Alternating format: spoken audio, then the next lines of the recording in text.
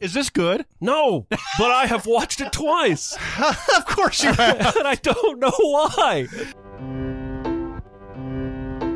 Welcome to SinCast, presented by Cinemasins.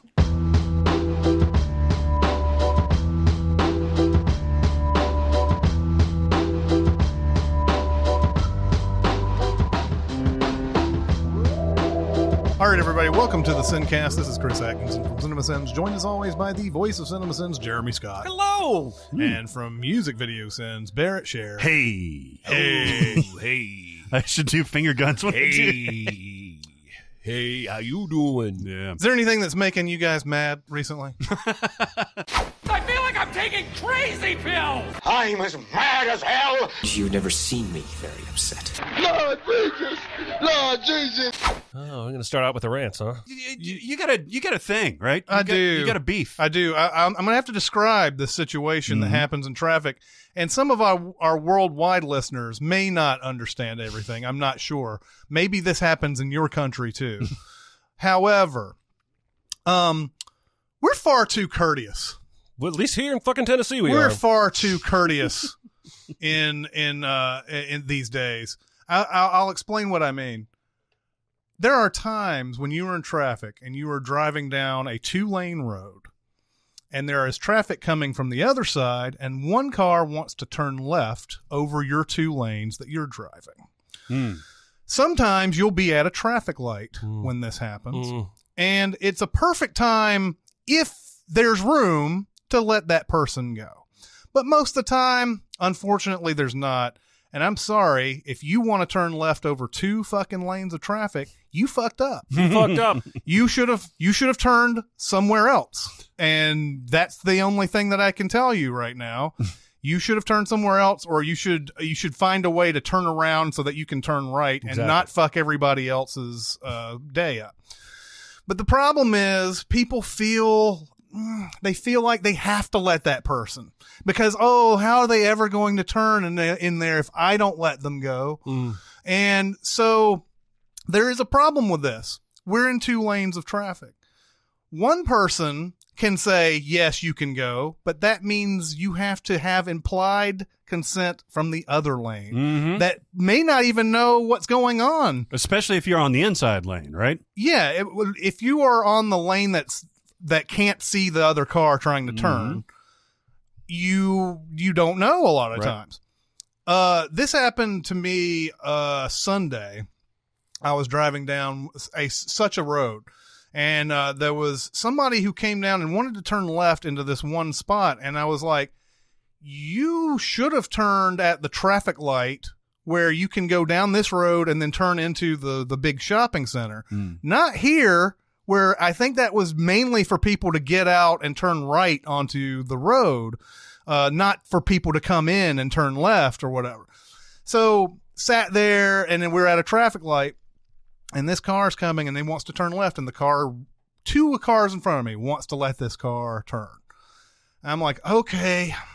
And there's the other side, and these cars are like just moving.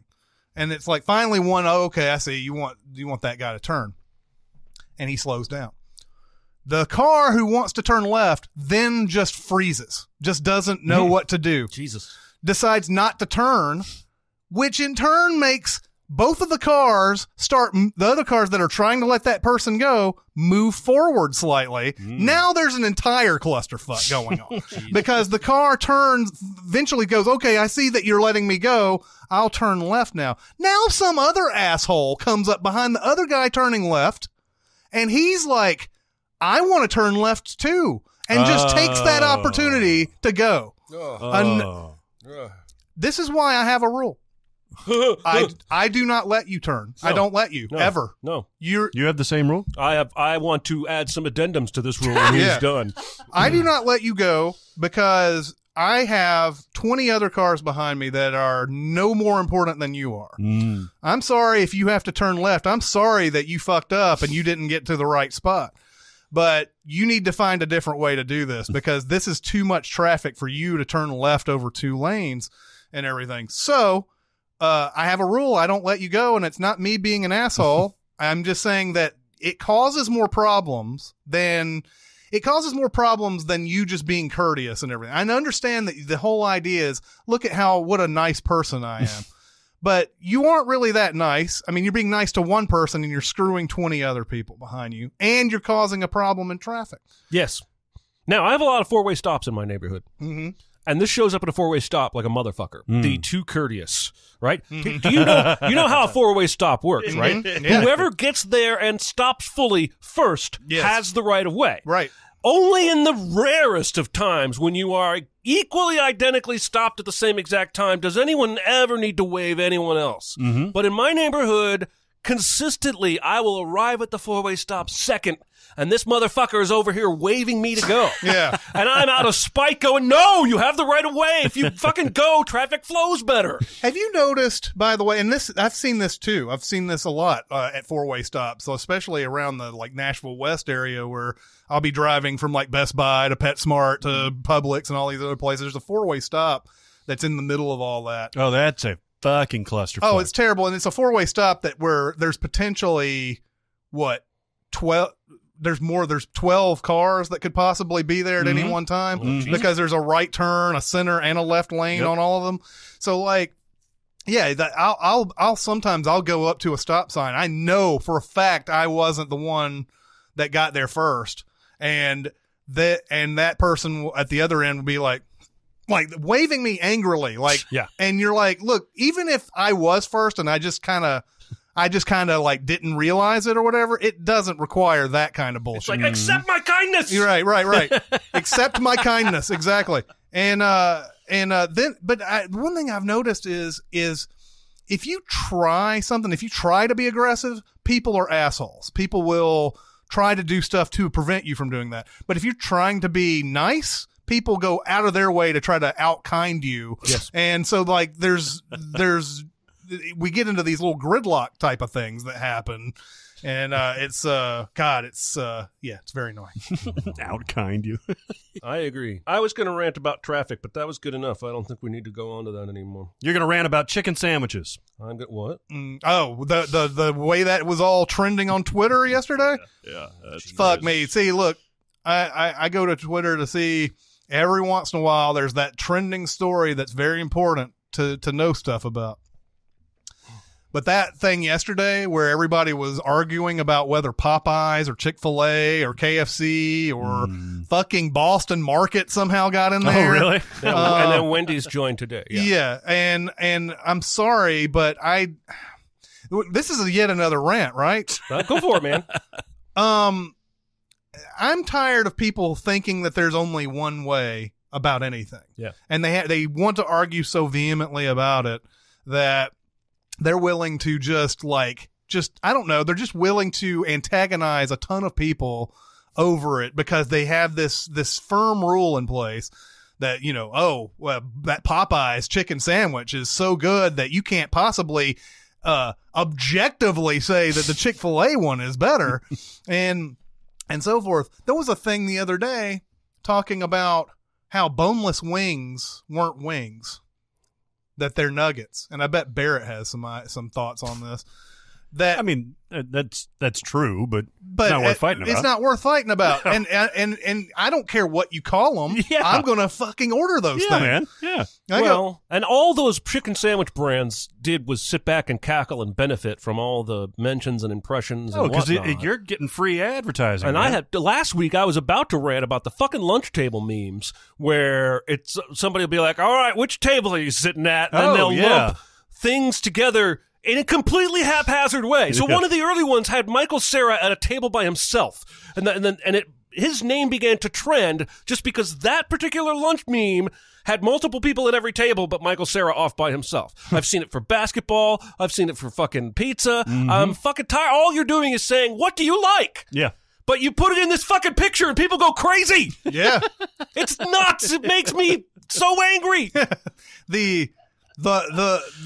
Generally the meme GIF stuff that's happening on Twitter is out of control because nobody seems to know. I mean, I think even Deadspin, there was a question about this. There's only 10 GIFs that people use anymore. It seems like nobody's Nobody seems to get in there and like find something new to represent.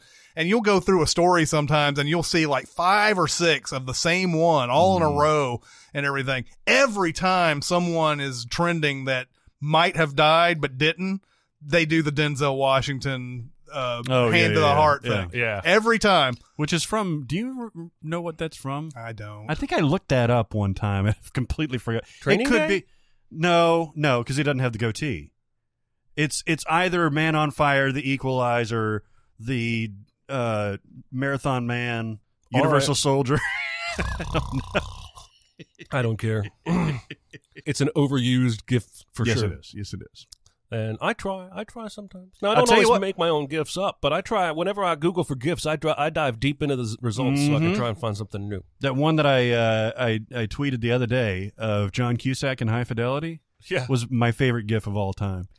Because I seriously sat there, watched it over and over and over again because he does, and I didn't realize, I recognized that part in High Fidelity, but I didn't realize how much of it was silent. And he's just literally making expressions, shame, resignation, defiance, and then like all these emotions. And then midway through, he looks at the camera and just, and then goes back to his like whole internal struggle. And it's very Cusackian. It's Joan and John both do this where they'll look at the camera and just like convey, It looks like John Q. John Q, the one that I didn't come up. That's one Denzel I have not seen is John Q. I don't think I've It's seen worth that. it for Denzel, but it's very standard because it's like they don't have insurance and the hospital is threatening to not treat his son, so he basically takes everyone there hostage Yeah. until they're gonna. It's basically The Negotiator, but with a sick kid in the hospital instead of like a cop accused of embezzling. Right.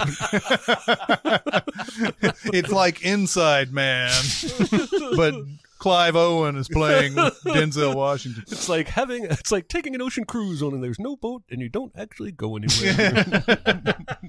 Do you have any like another rant, like an actual rant? I wanted to rant a little bit about these. We've talked before about these 3-second teasers that run before trailers now. Yeah. Where they've got to tease the trailer and how annoying this is. And we have guessed a few reasons why. And there's a dude, I'm repeating a dude on the internet, claimed to be a guy that cuts trailers for a living, did a little AMA on Reddit, and said the reason for that is when they do that, there's a 300% increase in watch through. I don't know how they're getting that number, but he basically says when the trailers don't have that, 75% of the viewers drop off when it just opens with a logo. And my rant is at us. We, the viewers. We tolerated this. Those of you who clicked away before this 3-second thing started happening, you're the problem. Let me ask you a question about that. You as a user have gone to that video on YouTube to watch that trailer, right? Like you've intentionally either clicked on it from a recommend or searched for it. Yes. And you've gone to that trailer. Oh, yes. Why would you click off of it if you don't have that 3-second Because there bumper? was that. I think there was that brief period when videos autoplayed on Twitter for a while. And that's when I think they cooked this shit up, because it would start autoplaying and it would show a movie studio logo and people would click away. If it autoplayed and showed you fucking The Rock falling off a building going, "Arg!" then you would go, "Oh, I got to see that." And you would watch the rest of the trailer. Yeah, and a lot of the Interesting. times these are ads too. The trailers are ads. So you But want they do this for regular trailers too, right? They do. But what they do is they upload the trailer with the 3-second preview. Then they tell YouTube also make this an ad and run it in front of other people's videos. I see. So the whole idea, and this is sort of harkens back to the YouTube creator playbook and everything. That you need to draw people's attention within the first 10 to 15 seconds, or else people click off. And so the same thing goes for trailers, because the green band of trailer, unless it says rated R for hardcore nudity, then people are just going to be like, movie trailer, screw that, and leave it. So yeah, you have to do it's like how a movie will play the middle of it sometimes in the beginning, so that because all the boring conversation shit is really what starts the movie. So they have to do this thing where it's like, I thought everything was great 3 weeks ago. How did I get here? Yeah, that bullshit. But your rant is about us? But it's our fault. It's the viewer's fault for that, just what you said, right? Hey, you know, when you point that way to them, there's another finger pointing back at you. And when you make there's four more, right? You make an ass out of you. Assumption. Yeah, no, I just wanted to rant about it really drives me crazy, and it's not going to stop anytime soon because they have the data. And the data says that we're all a bunch of mindless blobs from the movie WALL-E, and we can be pushed around by technology. I really do hate that 3-second bumper, though. I really do hate it. It really, I mean, what it says to me, I don't know who it appeals to. I'm sure it obviously does somebody, but what it says to me is, you are stupid. That's what I think every time I see that. Yeah. You are dumb. Yeah, and I mean, when it applies to ads, I understand it when it applies to ads. Mm-hmm. That makes perfect sense. But what I'm talking about is why they do it. I guess they just don't want to recut it. They need to make 2 versions of it at that point. Yeah, I mean, just lop off that 3 seconds, basically. If you go intentionally to that thing, I want to see the trailer. Like when we do our fall movie preview, probably next week, we're going to watch a lot of trailers. And I don't want to... You say 3 seconds, but I think some of them are a little bit longer. It seems like 3 to 5, 6, something like that. That adds up over time. Yeah, it does. I don't need to waste my time with that. I'm going to watch the whole thing. Yeah. Fuck. Yeah. Did you know, Jeremy? I didn't. That the 2019 Video Music Awards were the day that this episode comes out. Monday. I did not. That's only like 7 days away. 6 days away. 6 days away. Chris watches the MTV station a lot. Watch MTV Live almost every morning, and ads are constant. But because I tune them out. Yeah.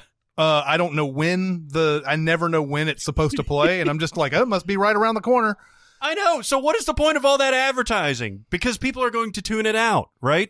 My point is that even if you're not plugged in and watching the station and stuff like that, and you know, people do and don't consume MTV anymore in different avenues and stuff like that.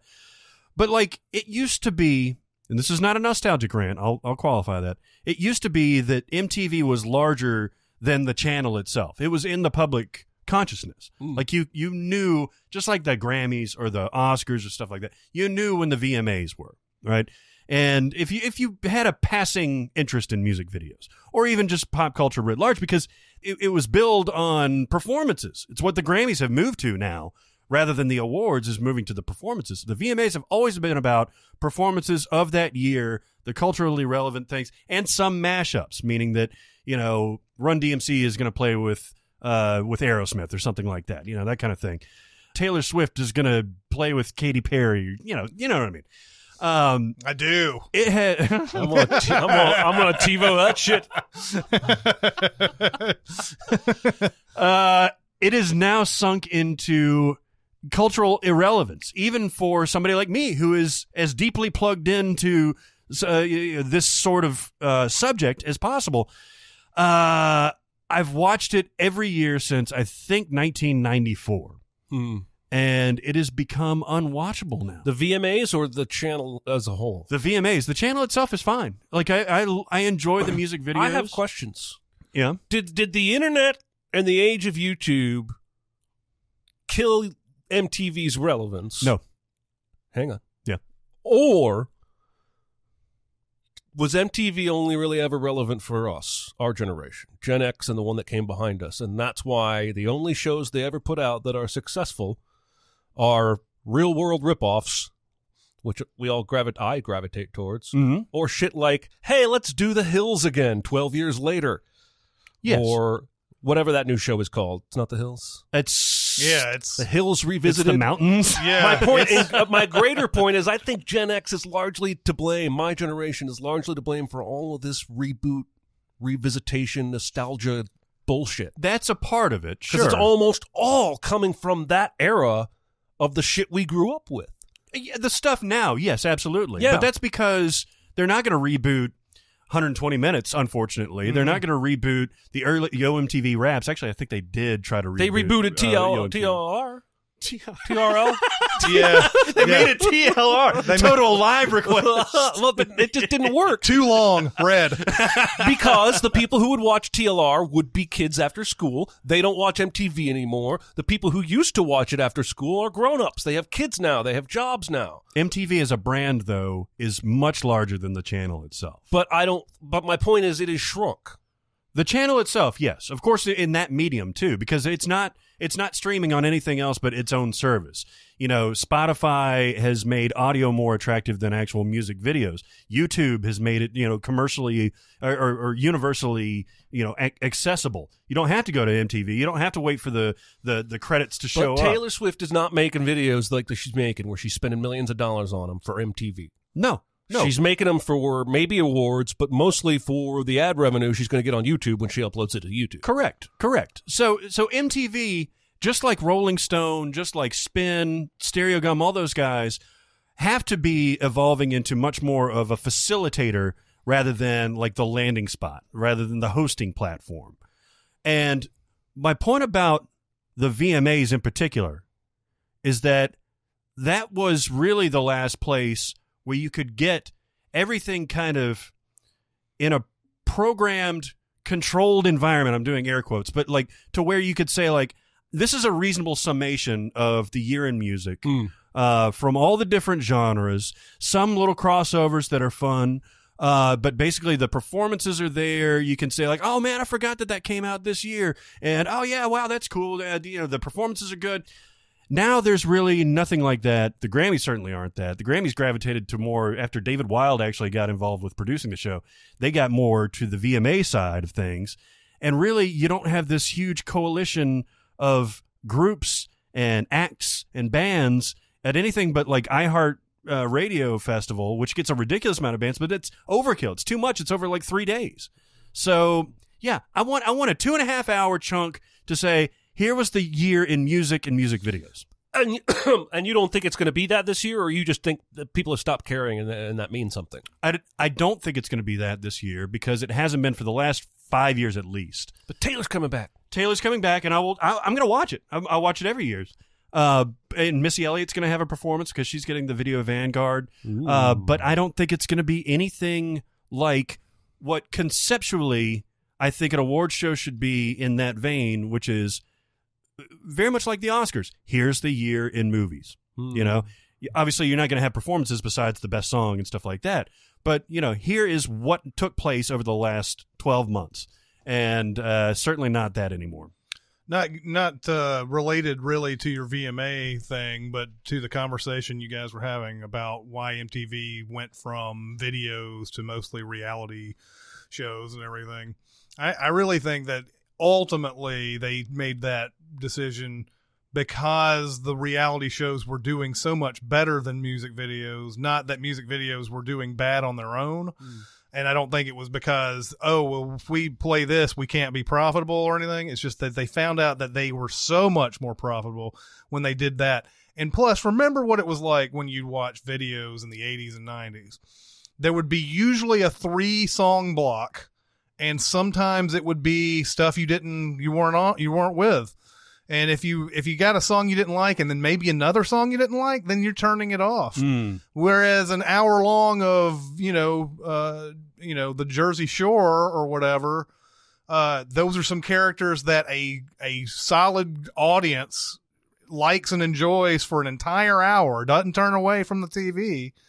And there's no doubt that that's probably where that came from. Them stop playing music videos so much because, and TRL, they did bring it back, but it was like the even more bastardized version of it. It's terrible. Remember the one with Carson Daly and everything? I think they would occasionally play videos beginning to end, even though they would cut them off a lot of times, which is really annoying. But the bastardized version of it cut every music video, I think, that would play. Like, it played just a snippet of it, and it's like, that's a great song, isn't it? Let's talk about some other bullshit, because I think they realized that not everybody likes that song. Only a certain group of people. It's like the Why Your Team Sucks and Deadspin, right?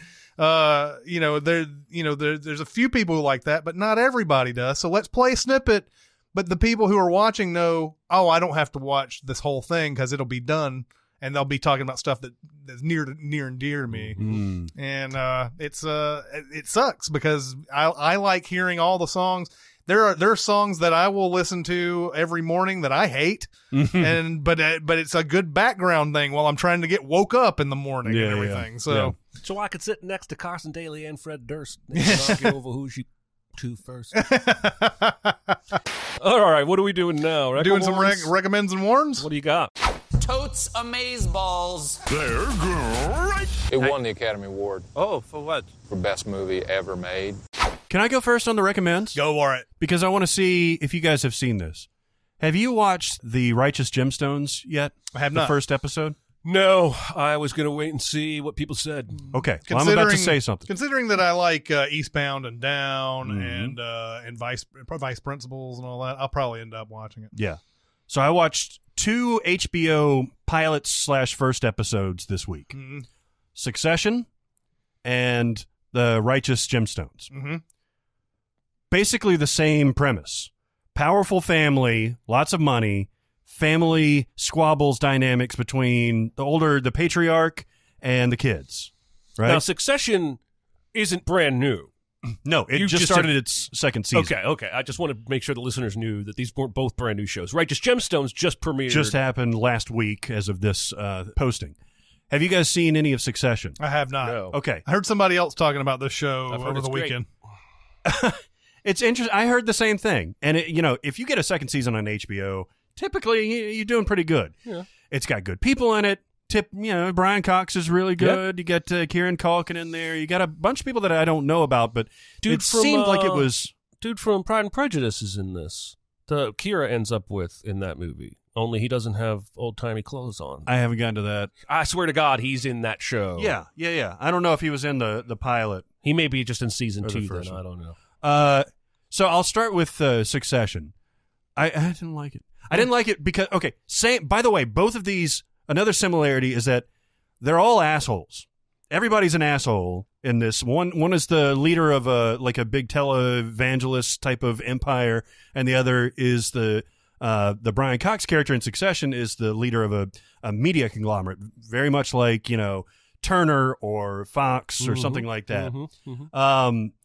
And in Succession, everybody's an asshole and like an unrepentant. I mean, eventually they may become repentant, but like, I couldn't root for anybody in that show. Yeah. Like even like Kieran Culkin is like the kind of like casual, like freewheeling libertine type of cat that's like, well, I'm rich and everything, but like I don't need all this shit. He's an asshole too. Oh. The whole family's assholes. Oh. And the lead asshole is such an asshole that I can't penetrate that. So I didn't go any further in Succession, even though there's a whole thing out there. I know it's got a rabid fan base. I know that there's a lot of people that like it. Unless somebody gets on there and tells me that, oh, yeah, no, this character really turns a corner and everything. From what I understand from reading, I don't think they do. So I don't feel like I'm going to continue on that road. The guy's name is Matthew McFadden. There you go. Mm-hmm. There you go. Righteous Gemstones, on the other hand, is Danny McBride and Jody Hill. Mm-hmm. Danny McBride wrote and directed the first episode. And it's John Goodman. It's Adam Devine. It's Devine, right? I think so. And Danny McBride and a whole bunch of other people that you recognize. And it's hilarious. Oh, Dermot McDermott. Dermot Mulroney. Dermot Mulroney? Yes, he's a rival pastor. Hey, there you go. This show is right up your alley, by the way. Yes. Yeah. Because Eastbound, did you like Eastbound and Down? Yes. But with an asterisk. What's the asterisk? I didn't like it that much. The cringe? I liked it more when it was about him trying to get back in baseball. Mm-hmm. And when they went down to Mexico for an entire season, I lost interest. Yeah. They definitely ran out of material on that whole thing. This is that kind of Pineapple Express type of thing where it's like, madcap and people are hard to root for and everything. Like Seth Rogen in Pineapple Express is, your protagonist, but then when he gets back together with Chica, she's like, oh, I want to get married. Oh, I made a mistake. It's that kind of thing where it's funny enough where I can root for these guys. I cannot wait to see more of this stuff. Okay. John Goodman is fucking awesome. It got really good ratings. Yes. So we'll have to see. So it looks like Walton Goggins is going to be in this show, and it looks like Skylar Gazondo, the guy you brought up from Vacation, is in this as well. These guys like working with the same peoples. Yeah. Huge recommend for Righteous Gemstones. Cautious warn for Succession. All right. Okay. All right. Good call. Okay. Good call. I'm going to recommend The Hate You Give. Oh, I keep passing this on the dial, and I'm curious, but I haven't taken the plunge. If you are a Blind Spotting fan, this is a great compliment to that movie. You just sold me. However, there's no awesome rap thing that happens in this, but it's this. It's got this. It's sort of the same topic, and it's this girl who lives in a poor neighborhood, but her family's worked hard enough to have her go to private school. And she talks about at the very beginning of it how she has to act one way in one neighborhood and she has to act another way at the private school, which is mostly white. And so then there's a point where she goes to a party and she meets some guy that she's known since childhood and everything. It's a guy who has suddenly started dealing drugs because he's got a lot of different things going on in his life. But they're childhood friends. They've known each other forever. They get into a car.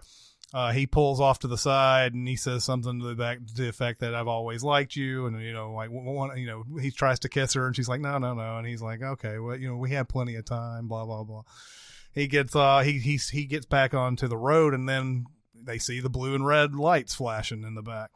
And because of some, awful bullshit type of stuff, that guy she's talking to ends up getting shot.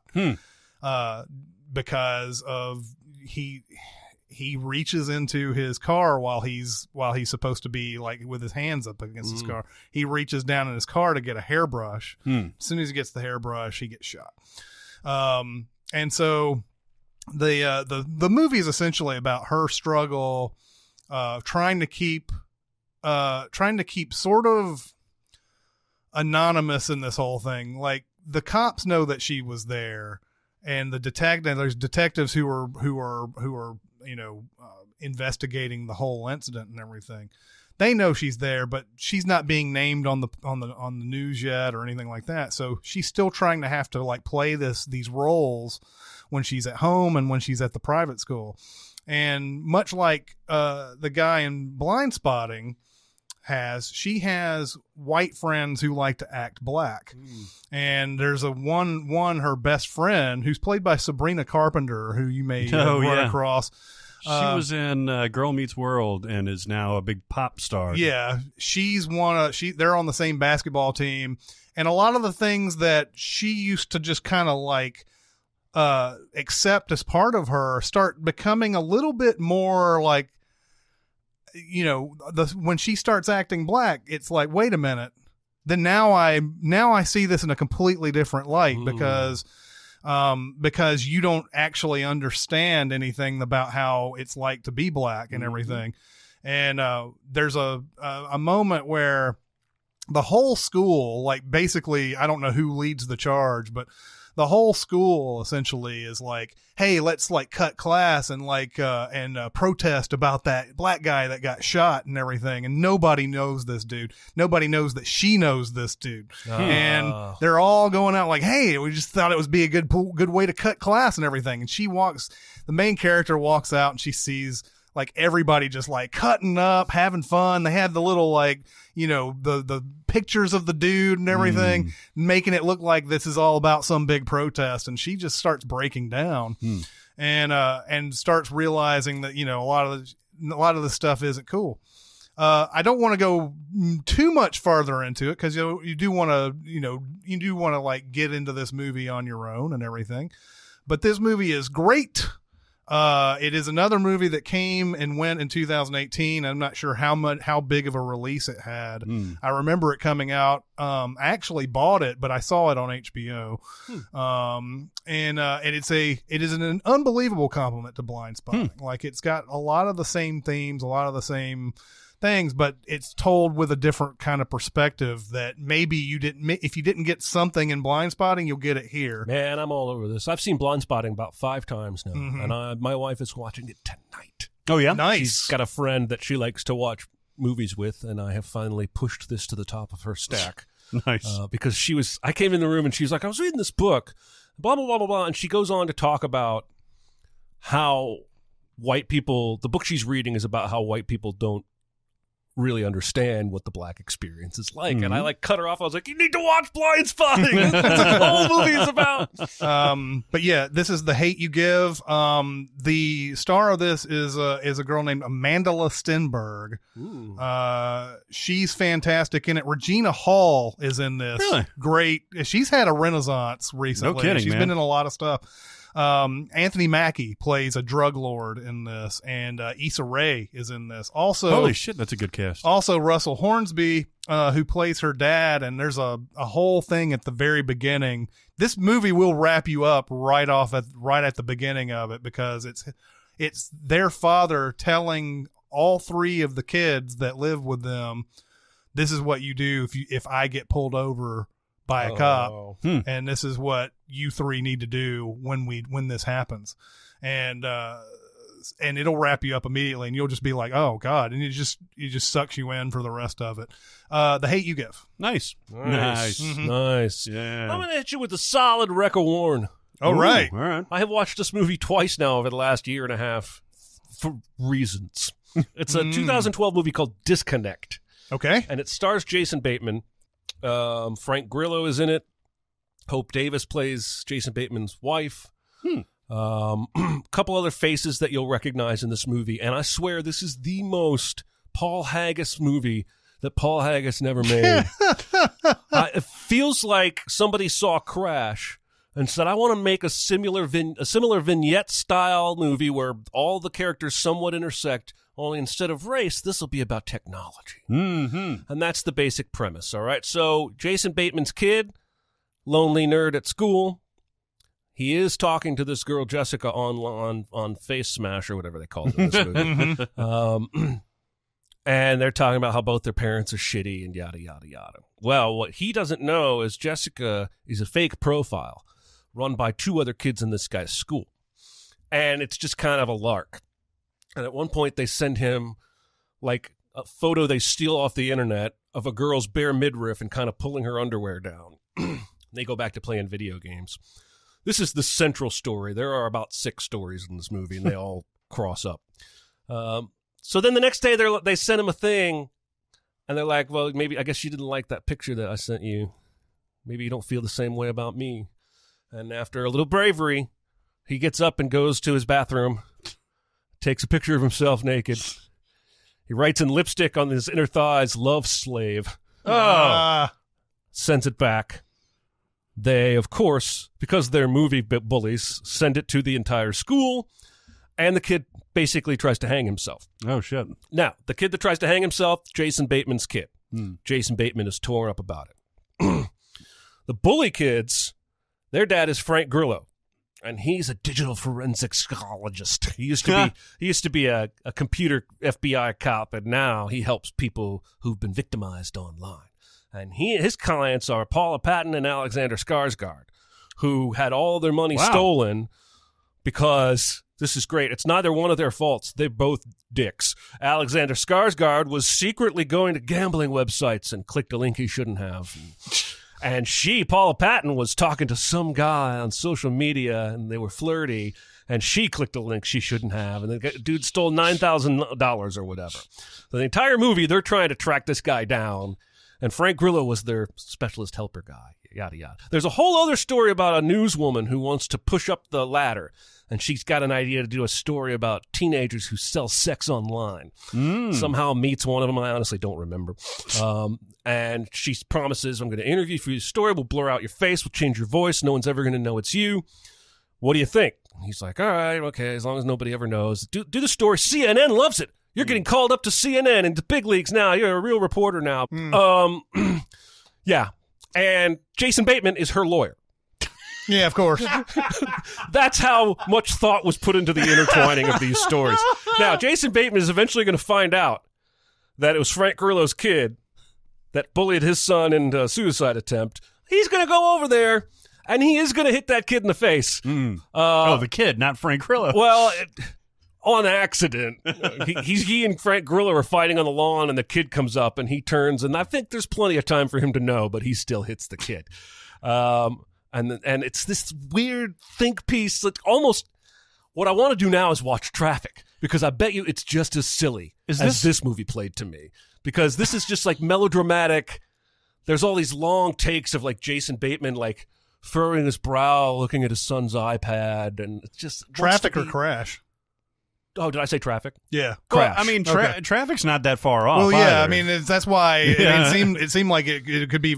You're right, though. I didn't mean Crash. Crash, but with technology instead of racism. Is this good? No, but I have watched it twice.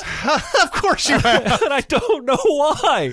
Like, it looks like the newswoman is Andrea Riseborough. It is. That is who it is. Who's in Oblivion and Birdman. Oh, is she the Are You Still a Good Team, Jack, or whatever? She's the redhead? She's the fake wife of Tom Cruise in Oblivion. I didn't remember that being her. Is she Michael Keaton's love interest in Birdman? She's the one who says she's pregnant at the beginning. Okay. Also, this will be relevant to the movie ad later. Casey Lemons is in this movie as well. Wow. So I don't know how much of a role she has in it, but she's in it. So. Who's Casey Lemons? She plays someone named Roberta Washington. She is an FBI agent. Who's Jason Bateman's sister? Well, because they want to.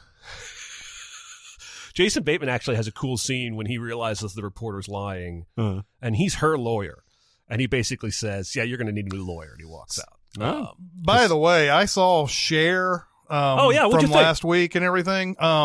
That movie's frustrating to me. Yeah. Like, I mean, I think it's good in like I liked it, but it's a frustrating movie because I know why they did that. Like they didn't want to have a full on like, here's what happened. Yeah. They wanted to have the character always just sort of be in the dark about it.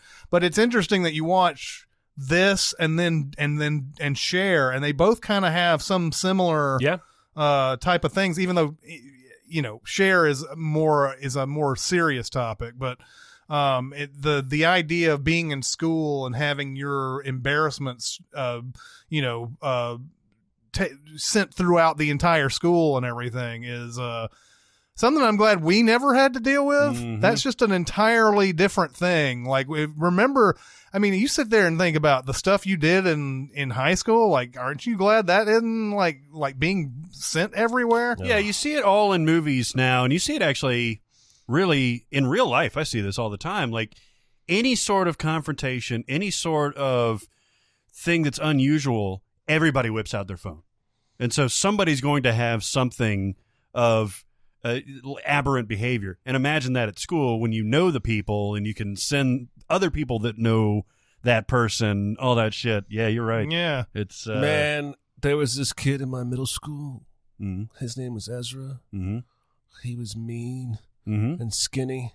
And I would pay good money to be able to watch a YouTube video of him beating the shit out of that kid in the gymnasium that one day. Because it was awesome.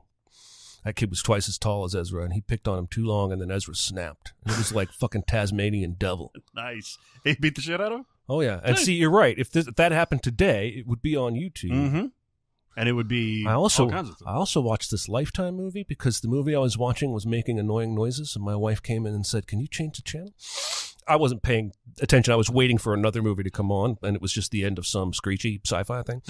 So I flipped over to Lifetime, and it was this movie about a girl who suddenly gets to 100,000 Instagram followers. But it's not Instagram, it's Instapixie. And she immediately has a violent stalker. It's like the next day she's got a violent stalker. And I had to go in an hour later. I go in and tell my wife off, and I was like, I forgot all about changing the channel back, and now I'm wrapped up in this goddamn Instagram movie because this movie is so bad it's making both of the guys who it could be look like it's him. Like, the movie can't even give me one over the other so that I'll know it's actually the one you're like playing it so weak. I had to watch just to find out which one was the actual. Mm-hmm. It was the coffee shop guy. Oh, yeah. Yeah. Thanks for the spoiler. She knew them all. What was the name of the movie? Mother, May I Sleep with a Barista? My stalker, my daughter's stalker. Oh, of course, yeah. They would never have like some like awesome title. It would be like, everything is about every title is what the movie's about. My daughter's stalker. Yeah, it's like if it's always fucked my best friend. You're right. Yeah, exactly. Yeah. So the movie Disconnect is a wreck-a-warn. Wreck-a-warn. There's something there. I've watched it twice. It's not utter shit, but it's not great. That's got a good cast. You buried the lead about Paula Patton and Alexander Skarsgård. I did, sort of, yeah. I was trying to trick Well, it sounds like the movie almost buried the lead almost. Yeah, it doesn't really, like Crash, it doesn't really have any more conclusions at the end than it had in the beginning. Mm-hmm. Probably not a good idea to bully people with online nude pictures. Yeah. Probably not a good idea to beat up children. Mm-hmm. They could have called this movie Really Bad Decisions. Yeah. Mm-hmm. But, yeah. If it was on Lifetime. Yeah, that would be a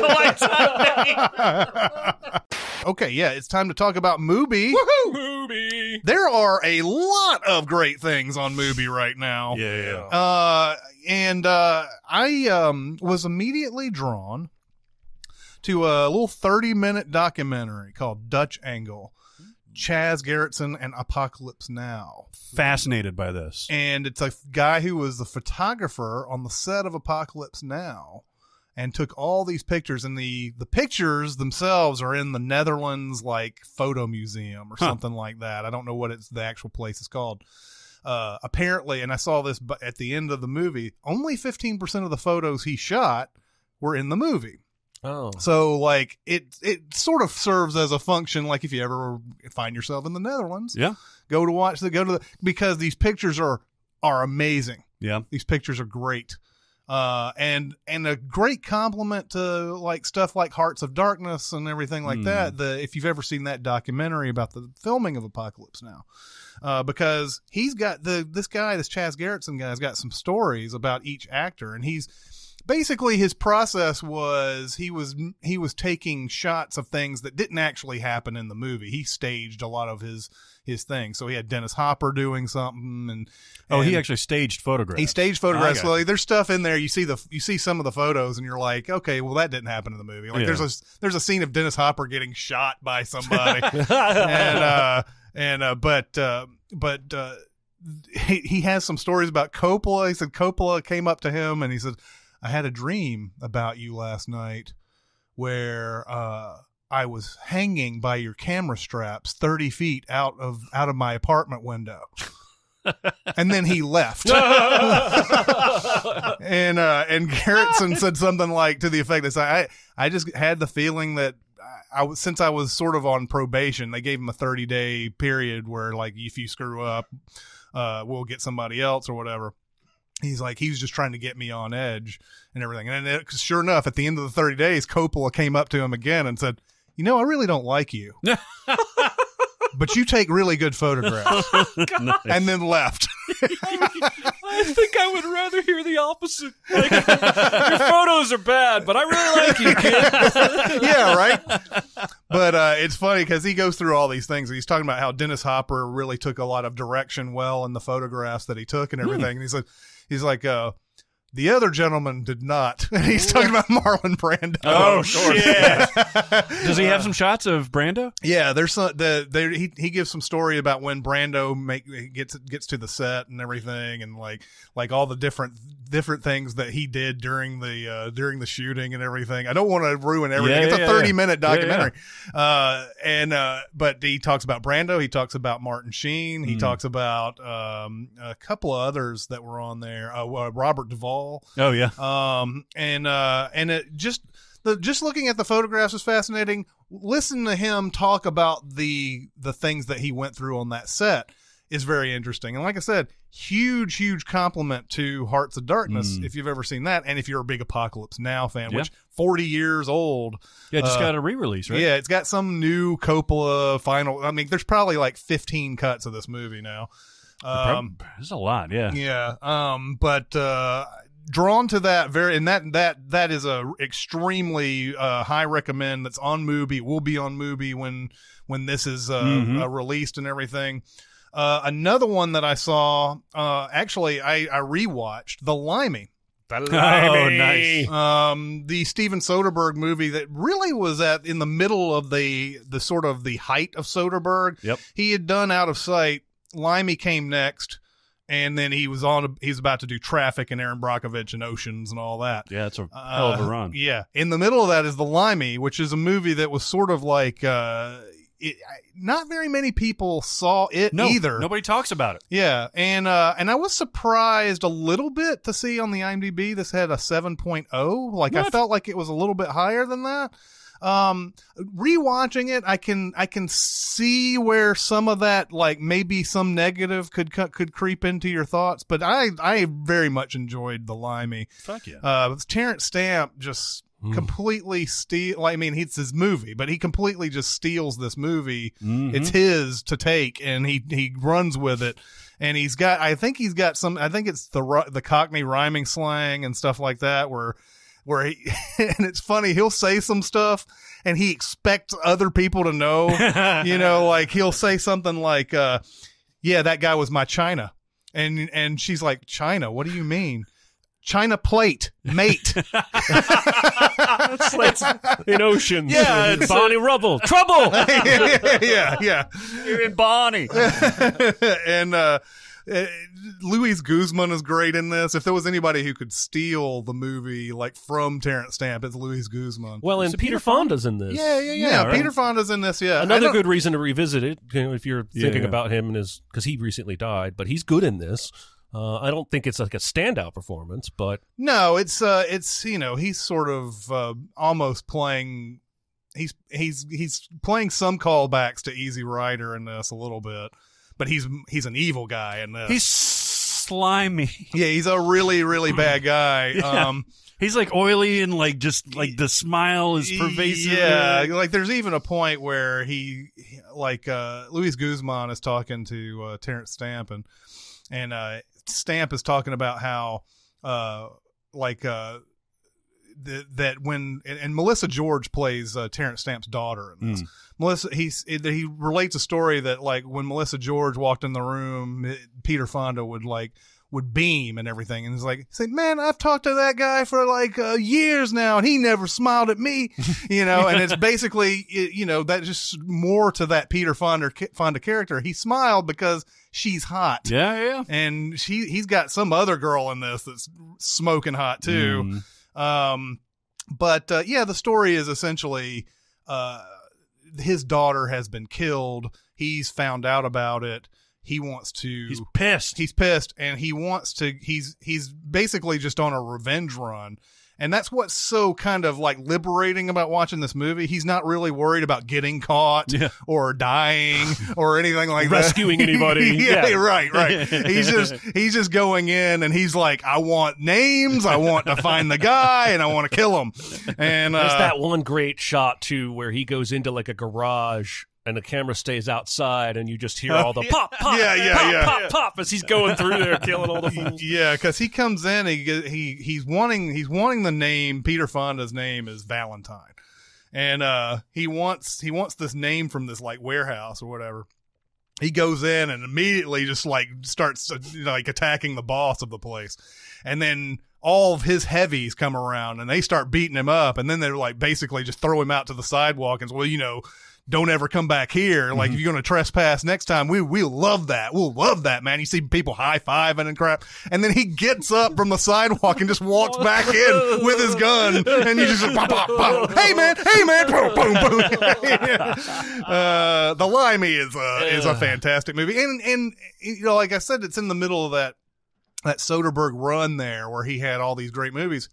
That editing style, and I don't remember the name of his editor, but there's a lot of that, where somebody will be talking and sometimes it'll cut away while, it'll cut to the person talking, but they're not talking anymore. Yeah. But you can still hear the dialogue, and it'll come back and then he's like talking. an Eyes Wide Shut. Yeah. Eyes Wide. It's like the out of sight. That bar make love scene is all shot like that. Yeah. And there's scenes where he'll cut in like shots of his daughter when she was way younger and like 6 years old and everything, and he's got that interesting editing style going on. I don't think he stuck with that over the years, but that's a sort of a highlight of the period that he was working in and everything. It's interesting. Sarah Flack was the editor on that film.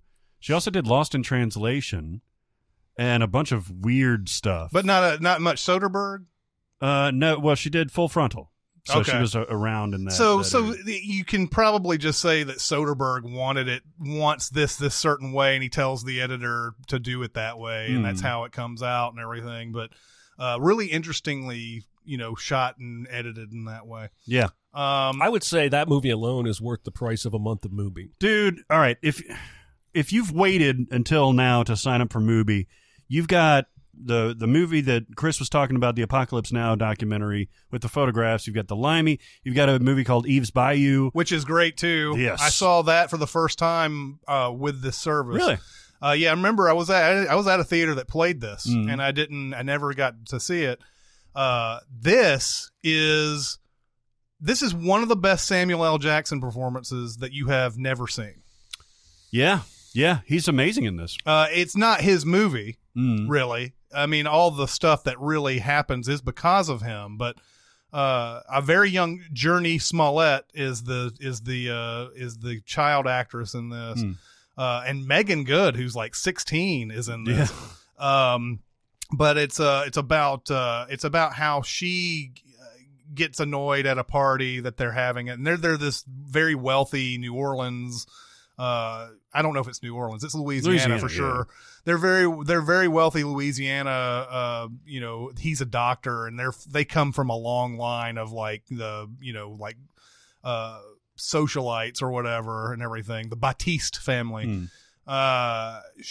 Journey Smollett gets really annoyed at the party, and she runs off to some sort of like boathouse or something like that, or some house that's apart from and she falls asleep and then is awakened by her father and a woman that's not her mom making out and about to have sex. And it sort of sets these wheels in motion about like what a bastard Samuel Jackson is in this movie. And a child's perspective of things, and like what they don't realize, the things that they say can have a lot of consequences and everything. The movie is gorgeous. Is there a resolution, like a definitive resolution at the end of this, or was it kept open? It's kept open. Okay. Yeah. They give you two sides of a story that happens, and they don't tell you which one's the definitive one. I remember that being the case. Yeah, it's awesome. Yeah, it's a great movie. Casey Lemons, who is she's an actress. I knew her mostly as the best buddy of Jodie Foster in Silence of the Lambs, and I think she's also in Fear of a Black Hat. Oh yeah, I think she's the reporter in that. But Casey Lemons, this is a great movie. I would highly recommend that one, and go to Mubi. It'll still be there when we post this. This is the time to do it. You get 30 days free. 30 days free. 30. 10 years. 30 days. So go to Mubi.com, MUBI.com/Cinemasins. You get 30 days free only when you go to that URL. So Mubi.com/Cinemasins. And you get all this stuff and more. There's so much stuff. There's an interesting movie called Venus and Fur that I don't have time to get into right now, but it's very interesting. You should check it out, among many, many other things. So try it out. It's awesome. Mubi.com/Cinemasins. I've got another one, a solid recommend. Ooh, baby. And it's on Netflix, and you should watch this today. Oh. While your wife is watching Blind Hate, you should be watching The Legend of the Drunken Master. Oh, Jackie Chan. Yes. I've seen this. Yeah, have you seen it? This is from like the 70s, right? No, you've seen The Drunken Master. Okay. You've seen the original one. Yeah. This is the sequel to it. It's actually in Hong Kong, and in China, it's Drunken Master 2. And when was this one? This was 1994. Okay, never mind. This is the one. Yeah, this is the one I've seen. This is amazing. I remember loving it all. So it's weird to say that Jackie Chan's prime was in the early to mid 90s, but that's in America. That's when American audiences got exposed to him. He was pushing 40 when he was making this movie. The guy looks like he's 25, just from a muscular build and just like the stuff that he does in this. Now, I love Jackie Chan. I've watched a lot of Jackie Chan. I've watched some of his Hong Kong stuff. I watched some of his, latter day American stuff. This is, I think, the peak of his powers, both as a performer. He co-directed this, and as a choreographer. I have never, ever, ever seen the shit that they do in a movie from 1994 still. So the whole thing is that there's a drunken style of boxing, right? That if you do different moves where it looks like you're literally drunk, and or if you get drunk and make these moves, then you're able to channel a certain fighting style that is almost impenetrable, right? Impenetrable.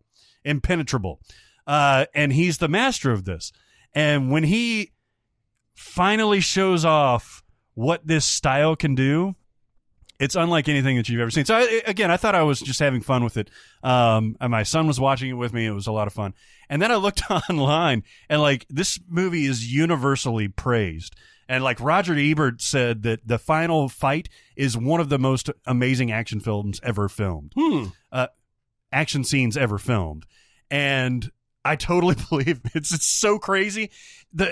I cannot explain the crazy choreography, especially in that last fight. It's on Netflix. It's breezy and light, but it's fun, and you will have just too much fun. I can't imagine it's any better than the Tuxedo. By the way, I think he still does this in his American stuff, like Shanghai Nights and all that stuff, where at the end during the credits, they'll show the stunts and all that stuff, and the bloopers where he gets hurt and stuff like that. They do that here. He could have died a million times. Yeah, in this one. there's a very thin line between brilliance and stupidity. And I think that maybe he could have died. Maybe in an alternate reality he did die, but only the brilliant people would even take that chance. This is what I heard though about Jackie Chan when he came over here, is that all the stuff that he was able to do was it Hong Kong or both, or was it both Hong Kong and China? It may have been both, but I think Hong Kong was the main place where he stuff. There wasn't any issue with insurance or anything like that. You could just go and if you wanted to risk your life, that's your prerogative.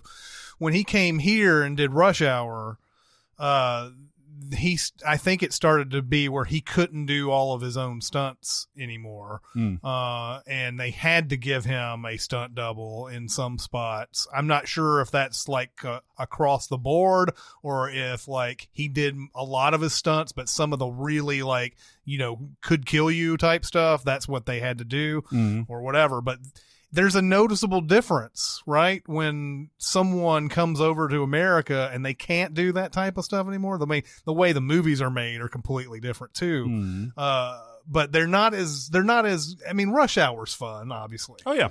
But a lot of the stuff that they tried to do Jackie Chan in America type movies were not nearly the fun that you would want to have in something he brought up the Tuxedo. That's a case in point, right? Yeah. He's not allowed to do everything that he wants to do in those movies. No, and he's funny. He's funny in Rush Hour because he's the fish out of water, and he's his comedy is on point. In fact, in Legend of the Drunken Master, the acting through his face, especially when he's drunk, is just absolute a delight, because he can communicate just a ridiculous amount while he's doing these crazy stunts. He'll have these facial expressions that are cartoonish, and that's what I've never seen in somebody like Bruce Lee or even Ja or Donnie Yen. They haven't been able to put those two together like Jackie Chan. Jackie Chan to me is a singular talent in what he was able to do. Well, there's a reason why he was compared to Chaplin and Keaton and all these guys. Yeah. So Legend of Drunken Master or Drunken Master 2. That's right. A huge recommend. Yeah, it's on Netflix. You should watch it. You have to watch the first one to really know what's going on in part 2, though, right? I'm going to recommend a movie that is 100% Barrett and 0% Jeremy. All right. Sounds up my alley. Yeah, this is something that Jeremy would have absolutely no patience for. But this movie's really good, and I would suggest to Jeremy to at least try to watch it. But after a while, I know what you guys' tastes are. But I haven't seen as much Jean-Luc Godard as I should have. As a movie aficionado and everything, I should have seen half of this guy's filmography. But I've only seen, before this weekend, I had only seen 2 of his. One was Breathless, and the other one was a Gerard Depardieu movie called Oh Woe Is Me, which I saw on Mubi. There's another movie he made called Alphaville. And it is about a guy who goes to this town. The movie is saying this is in outer space, essentially, even though it's very, very in France, it's in Paris, but they're saying it's a completely different planet and everything. This guy comes in to a hotel and he's investigating something, or he needs to find some information about something. And then things are very strange from the outset. Like stuff that just comes out of nowhere that you're just like, whoa, wait a minute. What the hell just happened? He comes into this hotel, and there's this woman who's accompanying him as he goes to his hotel room. And the woman's like, would you like to take a rest today? Would you like to do this? Would you like to do that? And he doesn't answer. He goes into the room, and she follows him in. And he says something about taking a bath, and the girl's like, oh, well, I can take a bath with you and everything. Starts taking her clothes off and everything. And he doesn't say anything at all. Goes into the bathroom. They run the water. And then suddenly there's a guy chasing after him, and he's like, and he's like trying to shoot him down and everything. And they run through the hotel and everything. And it's like, what the hell just happened? As you get further into this movie, you realize that he's here because he's trying to find out about this system that's running the whole planet or whatever, called the Alpha 60. And it's a computer that has become sentient or in some way, and everybody who is in this town acts in a logical fashion. And everybody who is in this town, there's a lot of talk about how certain words have been erased from the dictionary. So there's things where he's asking questions, and the guy's like, why? What is why? I don't know what why is. What does that mean? And stuff like that. If you get into this movie's vibe, you'll realize, and I'm debating on whether or not to explain what I think it is, what the people I watched it with think it is, because it is more fun to kind of learn that on your own. Just know that what you're seeing, I don't think is being presented as any kind of reality that and that the characters acting within Alphaville are part of a bigger system, and you have to kind of know that when you go in. And there were even things that I started debating with myself as the guy started going through this world. Certain words probably don't have the same meaning as they are. Sometimes there's a part where he says something. There's somebody that tells him there's going to be 50 executions for men for every woman. And you have to actually, when you see this taking place on the screen, it involves a pool and a bunch of swimmers, and it's an execution going on. And you have to decide, does the word execution mean what I think it means, or does it have a second meaning that means something else in this? Because if words are being erased from the dictionary, if certain words they don't understand are not the same words, you have to understand that what does it mean in this system? And so a lot of the things in there are things that will not make sense at all. But if you start thinking about it on a sort of a different plane, the movie will it may not make total sense even when you get to that conclusion. But I really, really enjoyed this. Yeah? It's really good. From the 60s? It's from 1965. Okay. Alphaville, Jean-Luc Godard movie. Highly recommend it. It is a weird movie, and I think you have to go till the very end and then sort of decide, what did I just watch? It's not so weird that I don't know, there's no reason for it. Sometimes movies are just weird and you're just like, there's no reason for this. Yep. I don't even have any idea what they could possibly be saying this is. By the end of this one, you can sort of say, okay, yeah, I may not explain everything, but if you think of it in terms of this kind of world, then yeah, things start making a little bit more sense. I'm down. So what? So find you some Alphaville. Yeah, Alphaville. Like you, I need to dive into his catalog because I've seen Breathless. Breathless is really good too. Yeah, I thought Breathless was the Course. The what? the Course. Don't they sing "Go on"? Go on, come on, leave me breathless. I think there's also a Richard Gere movie called Breathless. There's also Madonna's character in Dick Tracy was Breathless Mahoney. No, or was that?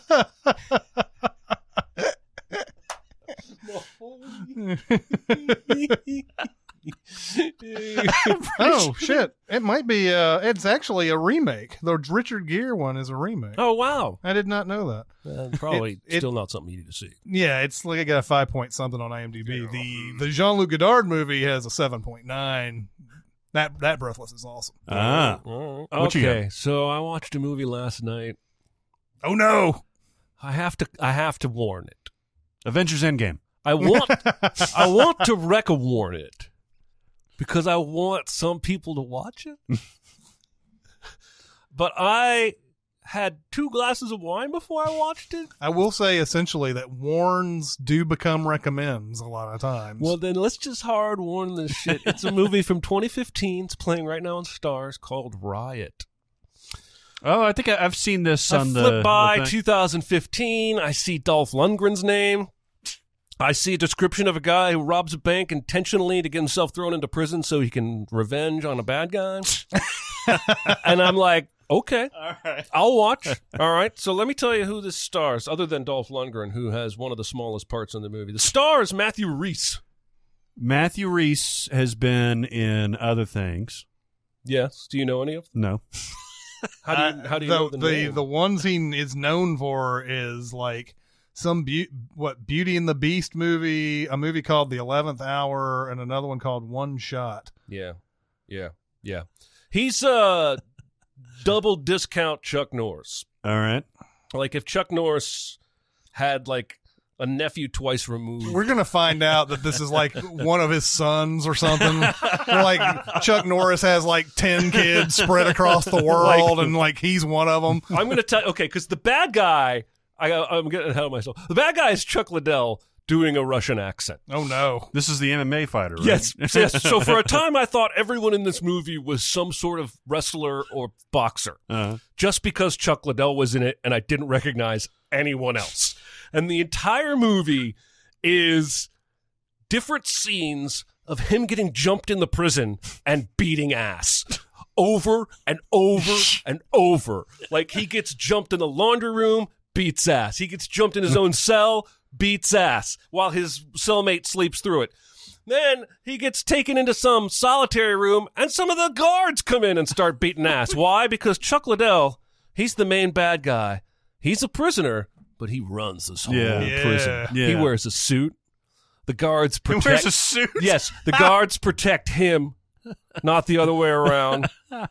And he calls the shots. And so he puts out a hit on this guy. Copper? Clark?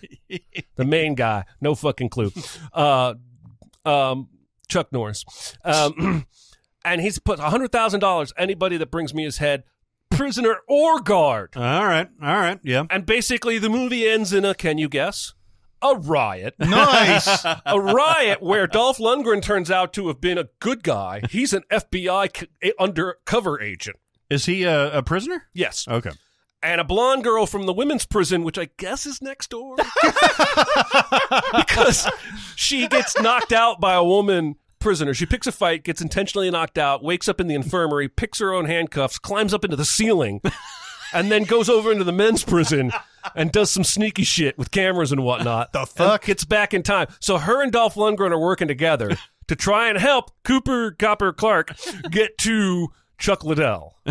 And there's even a point where it's like Mission Impossible Ghost Protocol where Tom Cruise is telling Simon to open this gate, let me through. And he starts telling the Dolph Lundgren guy, open B-24, and then they're about to lose their computer control. And he says, fuck it, open all of them.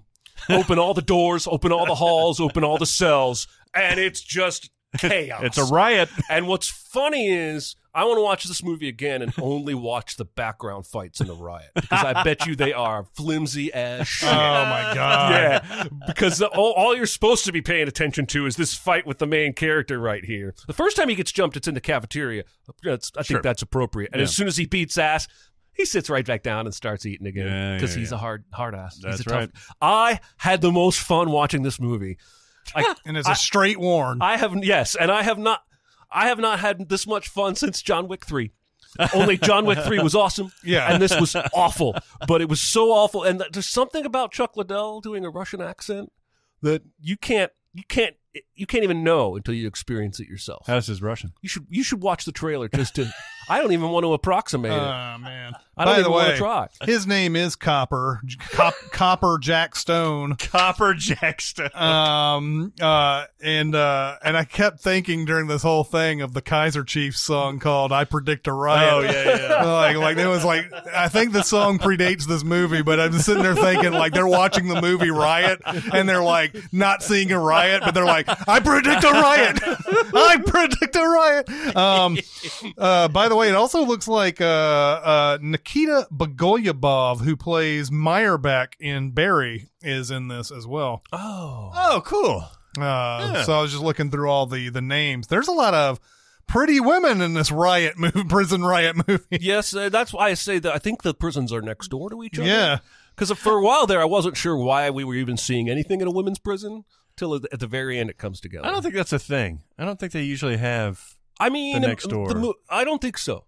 I maybe once upon a time, but I don't think anymore. Yeah. I think they keep them pretty separate. Yeah.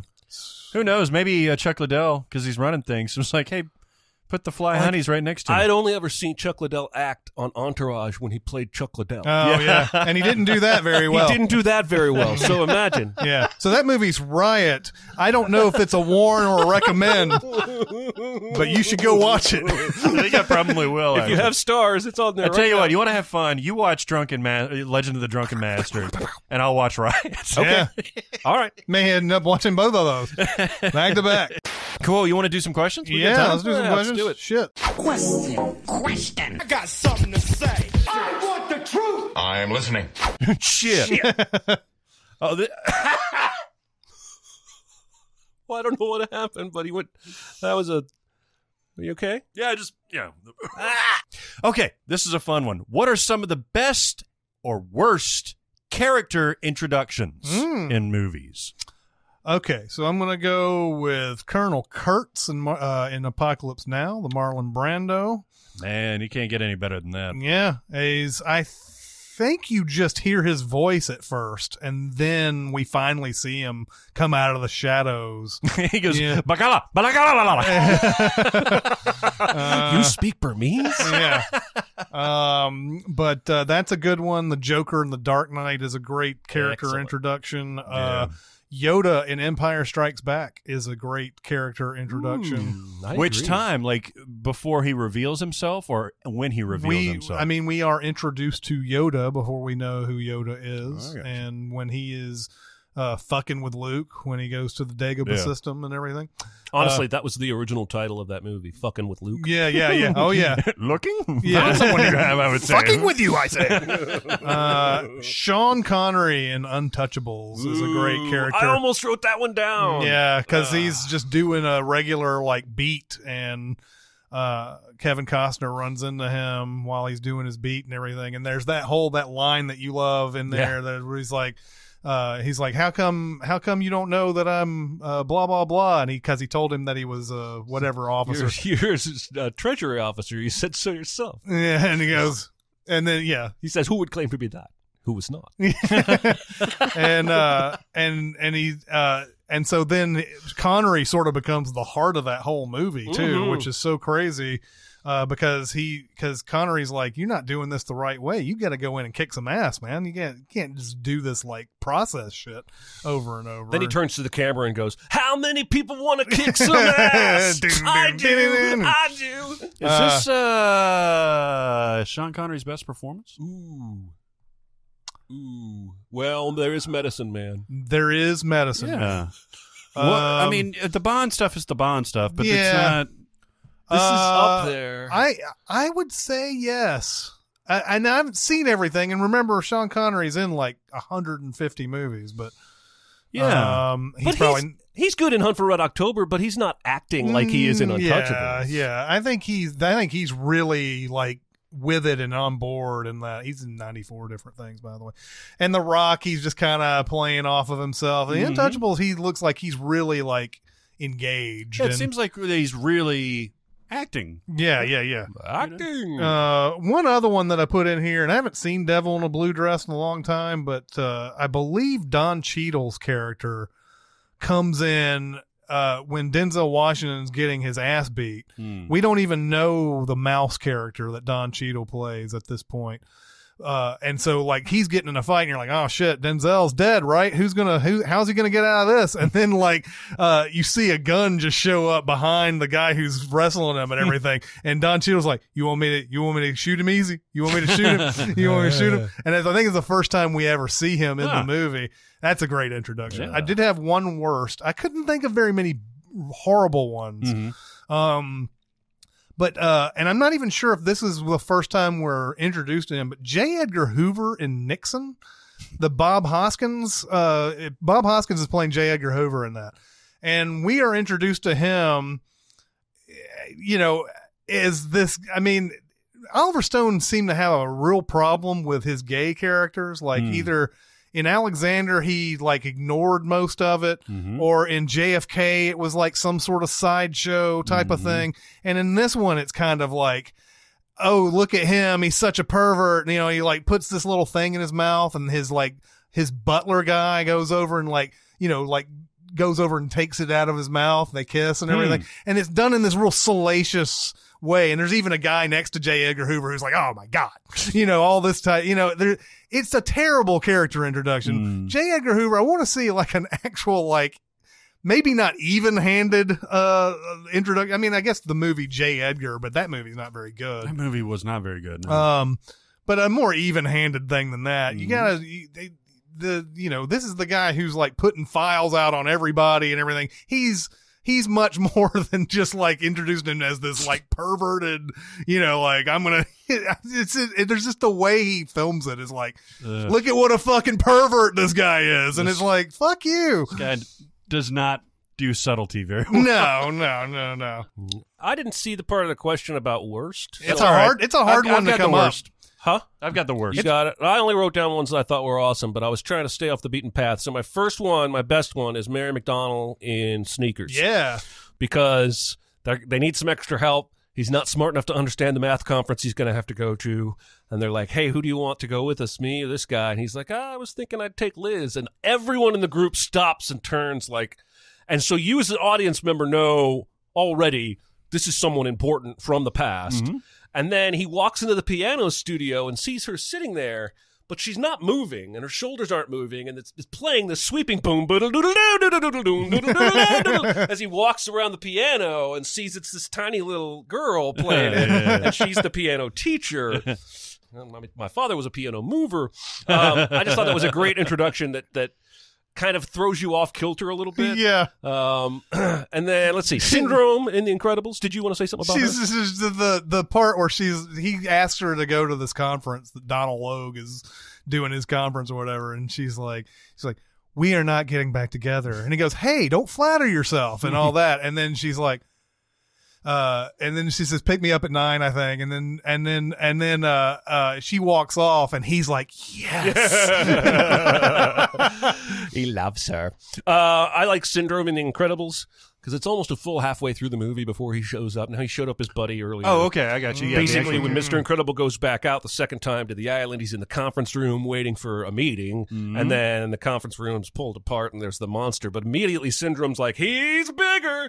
He's better. And I like just the reveal of not only there being a puppet master and it being a bad place, not a happy island, and then of course it turns out to be Buddy. I think that's a great character introduction. And the only other one that I will say is worth naming is, even though I have some radical Star Trek opinions that I'm about to introduce to the world. Nice. But anything that upsets Star Trek fans is good with me. I'm saying in the future. But I will say, okay, so Wrath of Khan is great. Yep. I'm starting to believe that J.J. Abrams' Star Trek in 2009 is the best Star Trek movie. Oh, you're talking about the original reboot, not the Into Darkness. Not Into Darkness. I don't. How controversial would that be? A lot of Trek fans think it's too flashy. Yeah, but it's also extremely excellent. Now that you can look back on it 10 years after it came out, I think it's got its own sort of people have really started to appreciate that one. It's the heart of Trek, man. That whole Chris Hemsworth scene that starts it all out, and then Chris Pine basically starting out selfish, cocky, self-serving, and ending out, basically willing to sacrifice where he needs to. Great movie. But anyway, Khan's introduction in Wrath of Khan is an all-timer. Yes, it is. With the Beatles in the helmets and the explaining that they're on the wrong planet and who he is. So those were the three I wrote down. Nice. I have a best/worst. Okay. Calvin Candy and Django Unchained. Okay. Oh. I watched this movie once, and I cannot bring myself to watch it again. And even though I love the whole sequence at Candyland, whatever it is, it's got all the tension of Inglourious Bastards. It's got all-star performances from Jamie Foxx and Christoph Waltz and Leo.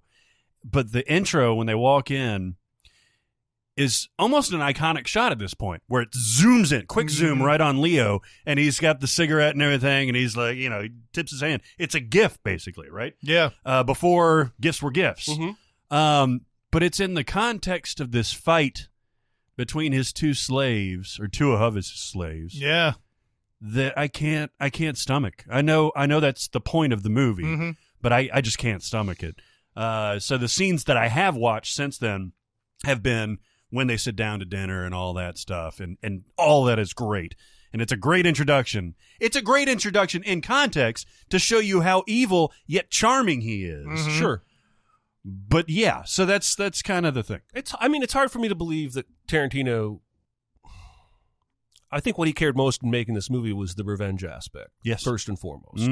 And sensitivity to race issues was a distant consideration. Yeah, he wanted to set it up to where you felt absolutely no problem whatsoever with Django doing whatever he wanted to. Right. Rightfully so.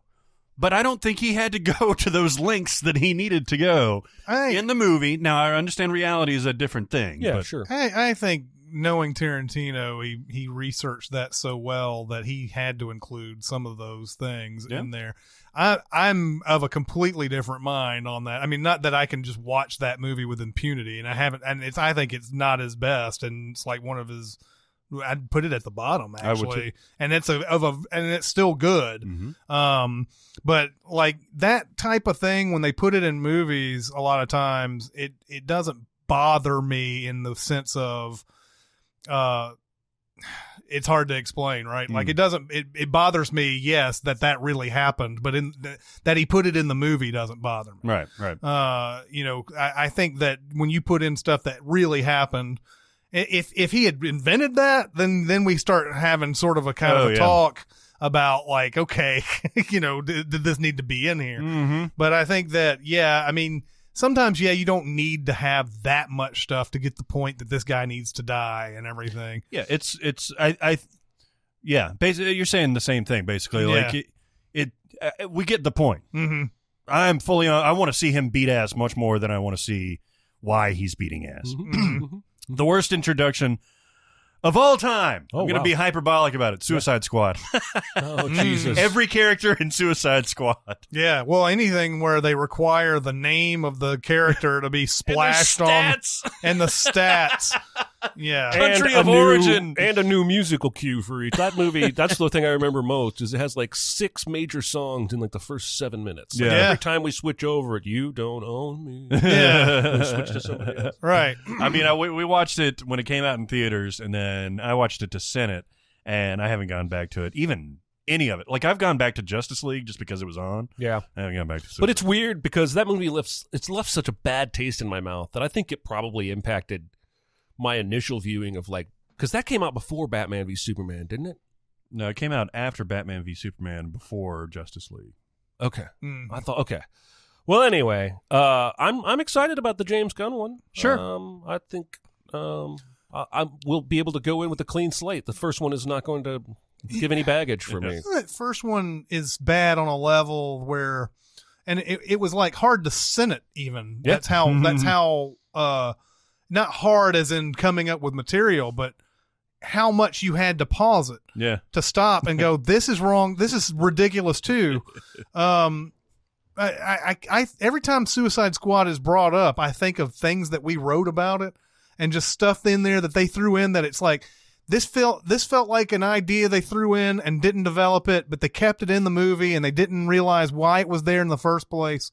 And then, they shot it and it's like, okay, that's part of the movie now. Mm-hmm. And then it's like, well, but this doesn't have anything to do with anything. Yeah. And I also was excited about that movie before it came out because there was discussion because of how Logan was able to get through with that R rating and it was a huge hit and everything. I thought Suicide Squad was going to be an R rated, not that R rating would have made it any better, but I was excited about that aspect of it too, that it was going to be like this balls to the wall type of thing. And it really wasn't. It was awful and terrible character introductions. One of my favorite introductions of all time is Nicole Kidman in Eyes Wide Shut.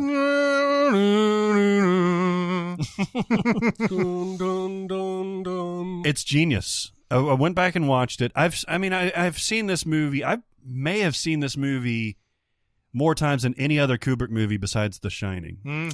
And that first shot is iconic for so many reasons because you can't get more simple of an intro. It's block lettering on black background, filmed by Stanley Kubrick, Tom Cruise, Nicole Kidman. And then it's this shot of Nicole Kidman standing in her closet/dressing room and just taking off her I guess, work dress and just starting to get ready for this big ball.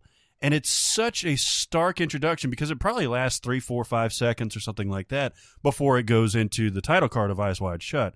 But it tells you so much about that character that she's initially going to be treated almost like an object because she's naked, obviously, but also that she's basically starting the movie laying bare. I mean, she's in the birthday suit, essentially. So there's a lot of like visual imagery. There's a lot of character development in just those 3 to 5 seconds of her standing there and disrobing, and it's just magic. And the music that you were humming is a waltz that I always forget what the name of it is, but it's a classical piece of work, and God damn, it's so brilliant. Yeah, absolutely. Yeah. Contrasting to the end of that movie that maybe we'll get to. No, we won't. My question for the pod is, what scene-ending line of dialogue was just distracting and out of place with the rest of the movie? This person actually... The email subject was, what has 2 thumbs and loves blowjobs? You know what's funny? The other day, I was trying to think of where that came from because I remember that line. Oh, yeah? and that was the first time I'd ever heard it. And I don't know if it was because of the movie or it was because it was already a thing before the movie. I started hearing people do that a lot more often. But I was like, what movie is that? And this question comes up, and I was like, oh, fuck, yeah, I haven't seen Insomnia in forever. Yeah, it's from Christopher Nolan's Insomnia, which I've completely forgotten about. But it's these lines of dialogue that are so out of place that it almost takes you out of the movie and or you think about for the rest of the movie because it's so out of bounds, to paraphrase Guy Fawkes. Yes. A couple that I came up with, and I don't know if these completely go under the criteria, but I think they're close. One is because a line that is said is towards the end of the movie, and so like to get taken out of the end of this movie, the last 5-10 minutes is silly, but there's a line that I just mull over every once in a while. Life Aquatic, Jeff Goldblum has a line where towards the end he's talking to Bill Murray and they're talking about how they're horrible husbands or whatever, and he says, "We've never made great husbands. Of course, I have an excuse. I am part gay." and it just and Bill Murray's like says something to the effect of I think all of us are in some way or something like that. And then it just cuts to the next thing. And it's just a weird way of saying that, right? Part gay. Like it's a very Wes Anderson way to put things. Very Wes Anderson way of saying it. And Jeff Goldblum. I watched a thing that he did with Colbert. It's that movie plot roulette thing that he does with some actors. And the actor sits on the couch and they give him like these cards and they give him a bare bones plot of a movie that they're in. Or like a tricky way of saying the plot that they're in, and they have to guess which movie it is. Okay. So like he goes through all this, and the first one is like, things go wrong after African tree frog DNA, blah blah blah. And it's so Jurassic Park, and Jeff Goldblum's like, oh my god, I may be stumped right off the beginning. And then finally goes, oh, that's Jurassic Park, isn't it? And then he gets a lot of like harder ones later. You're like, the fuck, Jurassic Park? Jeff Goldblum is such a weird dude, man. I want to meet that guy. I know. And just him saying that I'm part gay, it just comes out of nowhere. There's another one that I have on here. And know that this is out of place only because of when you look at the rest of the movie, but it's the one scene that you're going to remember. Planes, Trains, and Automobiles. Oh, yeah. Has the scene where Steve Martin goes up to the rent-a-car lady, and he's already had a horrible, like, past 24, 48 hours, and he's gone out to see that his car isn't there. There's no car. He goes up there. She's on the phone, like not paying attention to him and everything. And she does that whole, may I help you, sir? And he's like, yes. He just goes into that whole thing where he's like, I want a fucking car right fucking now. And he says fuck probably like 15 times in this scene. It's the only scene in the entire movie where there's any swearing. The rest of the movie's very chaste, essentially. It's very right? like PG-13 type of movie. And then there's this one profane section. And the movie actually has a hard time recovering from that scene because it's so funny. It's so out there.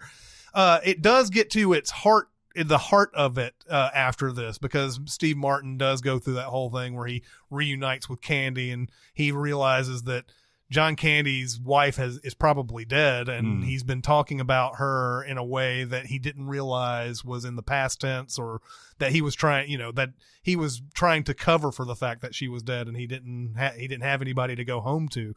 So it does get to the heart of it afterwards. But that scene right there in the smack in the middle of the movie is going to just get you into that. You just keep thinking about that the whole time. It's such a centerpiece to that thing. I love Planes, Trains, and Automobiles, but that scene right there is it has a hard time staying with that from that moment. I bet people were rolling in the theaters. Oh my God. I would have loved to have been old enough to watch that movie that came out when I was 10. I'm going to go with something from The Martian, because Jeff Daniels' character in this movie is a dickhead. He's such a dickhead. Yeah. And he's unnecessarily dickheaded. Like when Vincent Kapoor does his press conference and says we're working to bring him home alive, and he walks back in and says, "Don't say alive, Vincent." And like, there's so much nicer ways, and not in public, to dress that guy down. But in one of the earlier all hands on deck meetings about how they're going to rescue him, they figure out the timeline, and Jeff Daniels summarizes it by saying Bruce has 3 months to get the payload done. And it cuts to Bruce, who's at the JPL on a monitor, and he goes, "We'll do our best." And for no goddamn reason at all, Jeff Daniels goes, "Mark dies if you don't." And I'm like, fucking duh! Everyone here knows this. Like, there's no reason. Yeah. That's only there to remind the audience how urgent everything is in case they've forgotten. But the head of NASA is not going to say to the head of the JPL, "Well, Mark dies if you don't." Well, the whole conversation has been whittling down. It'll take me 9 months. Well, I can do maybe 6 months. months. Yeah. You have 3. 3 months. And he's already stern enough. He's like, 3 months is the deadline. That's it. And so that stinger is even fucking worse. You're like, God damn it, dude. It has always bothered me. I've seen that movie maybe 20 times now. But every single time, Mark dies if you don't. It's so spiteful. It's so unnecessarily mean. Yeah, stop thinking about your deadlines and just do it. There's a human life hanging in the balance, if you didn't know that. Yeah. Mark dies if you don't. Mine is from an Eminem song. Ooh, lose yourself? Love the Way You Lie. Oh, it's Rihanna. Yeah. All right. It's a good song. Right. Okay. Really good video. Eminem with Rihanna is not as good as Eminem by himself. Okay. I got you. All right. But it's got Dominic, who's Charlie from Lost? Dominic Monaghan. And Jennifer's Body, Megan Fox. Okay. They're in this video, and they're this contentious relationship. It's great, man. The house is on fire and everything. They're arguing. They're boning. They're doing all kinds of crazy stuff. Are they friends with a monster under their bed? They're friends with the monster under your bed. But during the lyrics, it's about this contentious relationship and everything. And then he gets to the end of the second verse where he's like, now you get to watch it leave out of the window. I guess that's why they call it window pane. Oh. That's a bad line. That's a bad line. That is such an un-Eminemic line that I cannot stomach that song. Guess that's why they call it window pane. Come on, your hips. Fuck. Wiggle your lips. I mean, he's had bad lyrics his whole career. Yeah. It's just some are worse than others. The window pane one is bad. Maybe number one. I thought the whole of the song "Stan" is like fingernails on a chalkboard to me. What? I can't stand it. Do you can't not stand like it? do you not like the Dido portions of it either? I like the Dido song on its own. Mm-hmm. I just don't like.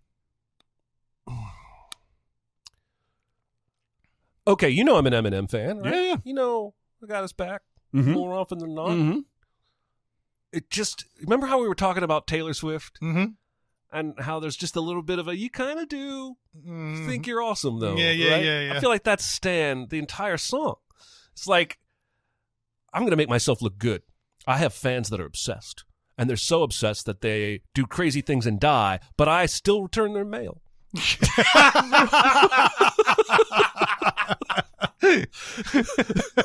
Point taken.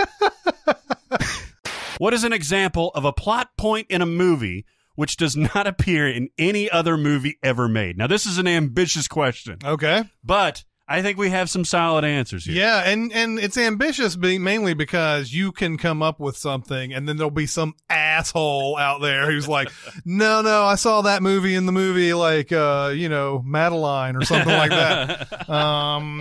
But I believe, and obviously this movie was based on a comic book, so it probably came from the comic book first, but Scott Pilgrim having to defeat 7 evil exes to date Ramona in Scott Pilgrim versus the World. Movie is just wholly unique. Yes, it is. Even since I've never seen anything since that comes close to it. No, it's hard. It's a movie that's hard to replicate because first off, Edgar Wright, nobody else is Edgar Wright, and then when you make sometimes things are so unique, like they're hard to like. Yeah, I was reading a Cracked article a few years ago talking about like it's weird that certain bands didn't get copied very much, like Red Hot Chili Peppers and stuff like that. And I think it's because the sound is so them that if you try to make it, you first off you can't, and then second off you're probably going to suck at it and you're not going to be successful at it. So anybody tried to do a Scott Pilgrim type movie, it's the same thing. You gotta have the right elements to do it. You gotta have that cast. You have to have that director. You have to have that editing and like the little text scrolls on there. Like every once in a while, the quick cuts to the Sex Bomb, the music. Beck wrote the songs for that. Mm-hmm. You have just the right actors like Michael Cera, Jason Schwartzman, Mary Elizabeth Winstead, these people. I mean, Anna Kendrick in a small role. You have like Kieran Culkin is in that, is it? Yeah, yes. But just the idea, like how they're like battling you with music, and they're and there's like just the idea of 7 evil exes. Somehow, some way, Jason Schwartzman they throw it off as a joke at the end because he's like, you know how long it took me to get that seven evil X's together?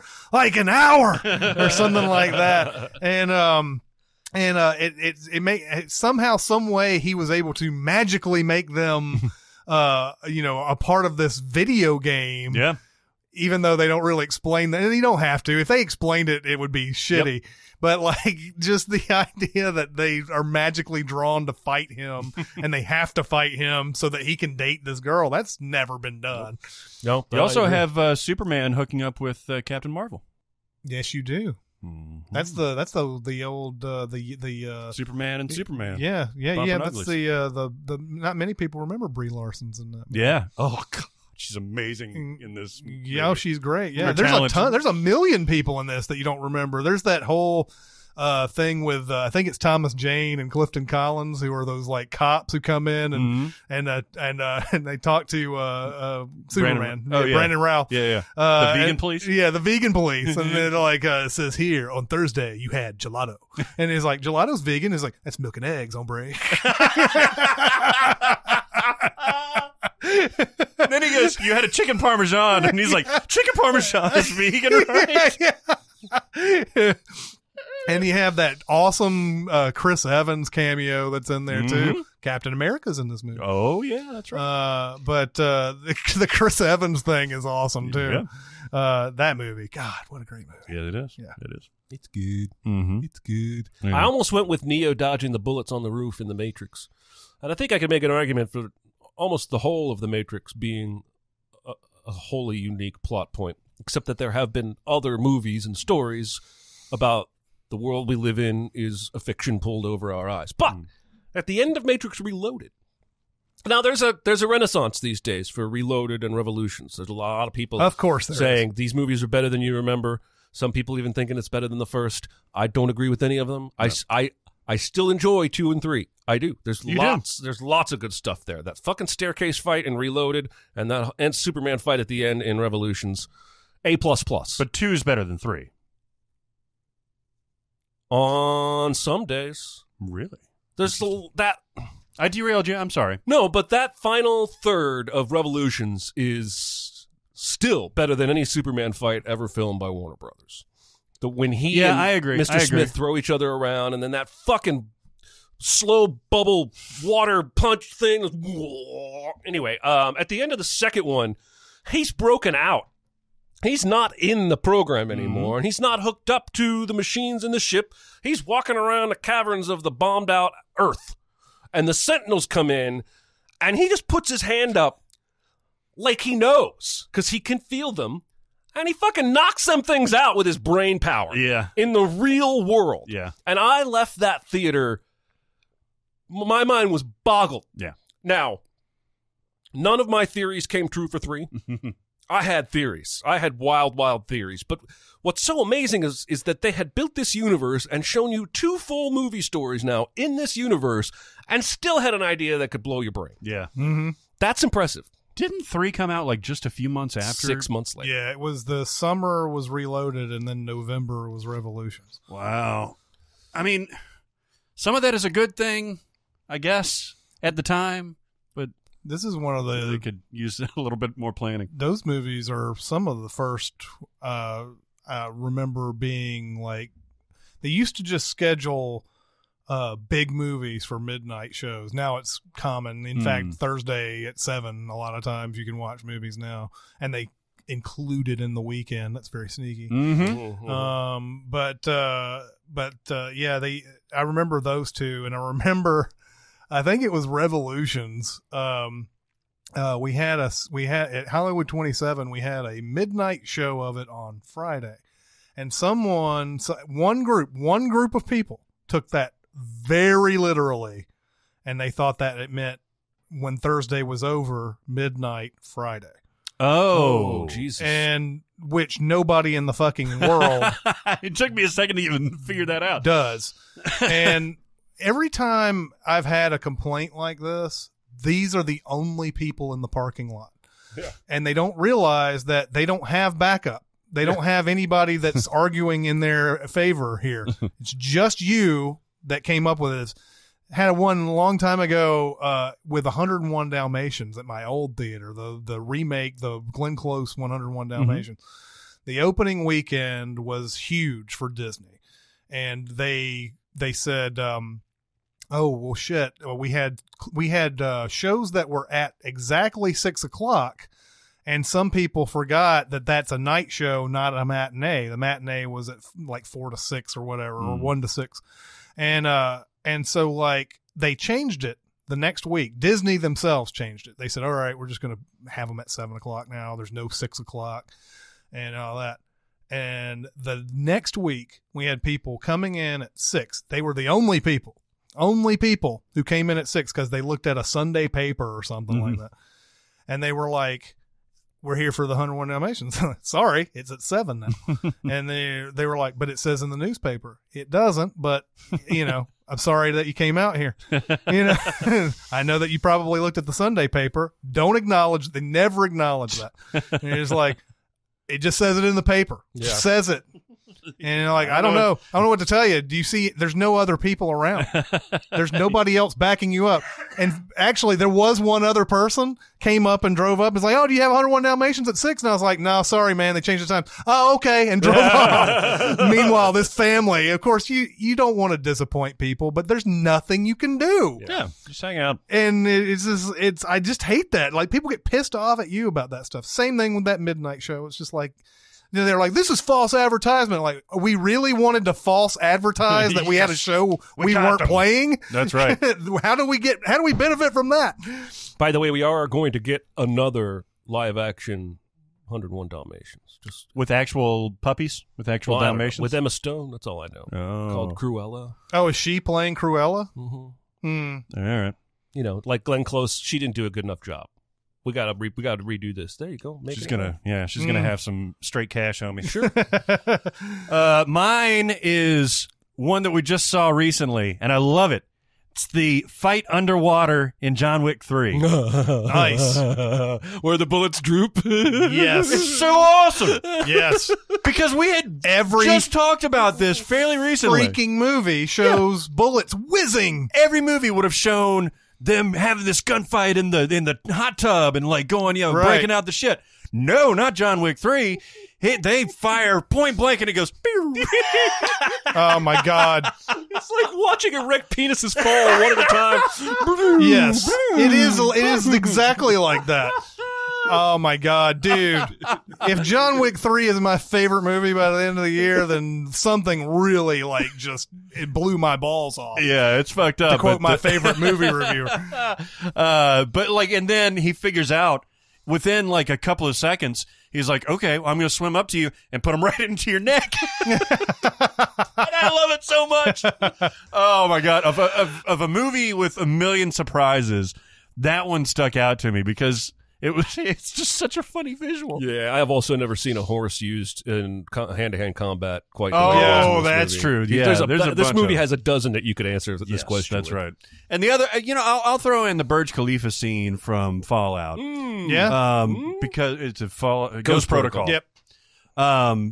Because yes, you've had aerial acrobatics and stuff like that in other movies. You've had stuff in tall buildings. You never, even in like Entrapment, you had a thing at the time, the tallest structures in the world, but you never had anything like this, especially with a guy that was doing a lot of his own work. And I don't know how much of Tom Cruise was outside of the building. I know there was a picture of him at the very tippy top, like up at the he was the outside spire. He had a harness, but he was outside on the glass doing the. He was outside on the glass. Obviously he had a harness, but he made it all the way up to the top, and I was like, God damn. So I don't think you'll ever, because of insurance stuff that you were talking about, because of practicality, and because of just Tom Cruise being a singular dude, similar to Jackie Chan. I don't know if you'll ever see that again. Although, I certainly haven't seen it before. I think Cruise actually does have an insurance policy, but it's like some outrageous amount. Like it's one of those, like, I'm sure the insurance company is glad to take free money for it. Yeah. But I think it's like one of those. I wouldn't doubt it if it's $150 million. No, like actually, if Tom Cruise dies filming a movie doing a stunt, his heirs own Canada. Yes. Yes. That's how big Canada's the like, policy is. sorry guys. Yeah. You knew the deal going into it. We informed you all via email. Yeah. We send out a blast. It's your own fault. And, I mean, it was clearly an accident. Nobody was behind this. There's a bunch of Canadians like, hey, buddy. Yeah. There were a couple others that I wrote down here. In speed, the bus can't go under 50 miles an hour is another type of thing that I've never seen before. And then, Adam Sandler trying to get million frequent flyer miles by buying a bunch of puddings. I've never seen anything like that. Yeah, that's good. He's never happy. Well, he's happy at the end of the movie. Yeah. But he's never happier than when he's buying all that shit. Oh, yeah. And he's doing the little dance in the grocery aisle and everything. I love when he's like describing it too. He's like sitting there going, he's describing the whole contest. He's like, I think they came up with the contest because they're trying to push the dinners, the roast beef dinners, because those are like $5.99, but you can get the puddings for like it's 4 for $1 or something like that. And they have the individual UPC codes on them. That's great. Good shit. That's great. Okay, well, that'll do it for this week. Keep going to SinCast, presented by Cinemasins on Facebook. SoundCloud, we have a Cinemasins Twitter, music video Sins Twitter, and we have a Discord that I have been able to deliver a few links to people through Facebook. You have to get a private link, and I think you can also go to some other places, and if that's the case, Jeremy or Barrett can tell me if somebody else is. There's also a pets channel on our Discord now where people just share pictures of their pets. Yes, I'm going to get on that shit. Yeah, that's correct. We have one for Behind the Sins that just recently came up. The podcast Behind the Sins has a channel. Yeah, there's one for movies. There's one for the SinCast. There's one for the videos. There's all sorts of stuff on there. But anyway, that'll do it for this week. It's Chris Atkins and Jeremy Scott and Barrett Scher. We'll see you next time. Thanks for listening. Comment on our episodes on our SoundCloud page. Check us out on YouTube, Twitter, Facebook, and Reddit. And be sure to visit Cinemasins.com.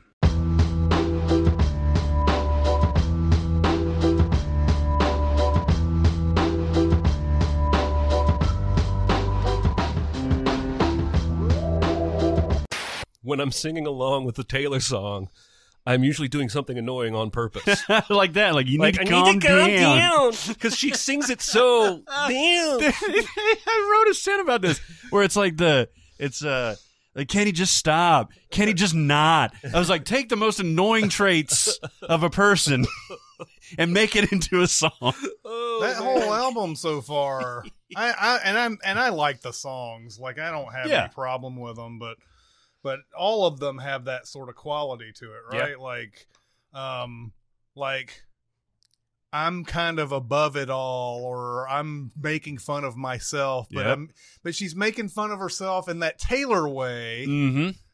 There's something a bit off about it. Yeah. What is it? What is it about it? Like the Me song is like sort of like this ha ha ha, like, it's a shake it off type single, right?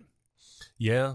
What do you mean? Shake It Off's a better song. Yes, much better. But it's like super breezy, super.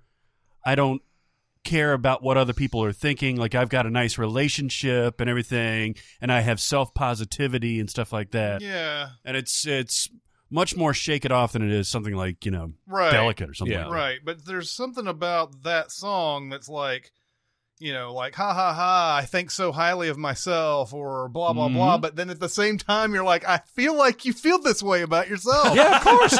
She's Taylor fucking Swift, though. Like, she probably should. And there was that thing that was trending on Twitter just a few days, it was like last week or something, where she's like rocking out to her own song and everything, and she's drunk. Yeah. Did you see that? Oh, was she drunk? Yeah. I just saw the headlines. Yeah, I saw the video, and I can't remember which song it is. Oh, she's at a club, right? No, she is. Is she in a club? I thought she was like on a rooftop or something. Oh, but yeah. Maybe she's in a club. Anyway, yeah, she's just sitting there like rocking out to her own song, drunk. It actually looked to me like she was like almost choreographed dancing. Did you watch the video? No. Because she's like... I saw like a still from it, and it looked she's like... lip syncing, and it gets to that part where it's like, it's 7 a.m., and she like throws all of her hair over in front of her face like she's got morning hair or whatever, but it's extra dramatic because she's had a few drinks. And then she stands up. There are a couple more times where she does a dance motion that corresponds to the lyrics. I think it's harmless enough. Sure. It's harmless. But yeah, maybe tell all your famous friends not to film you when you're drunk dancing.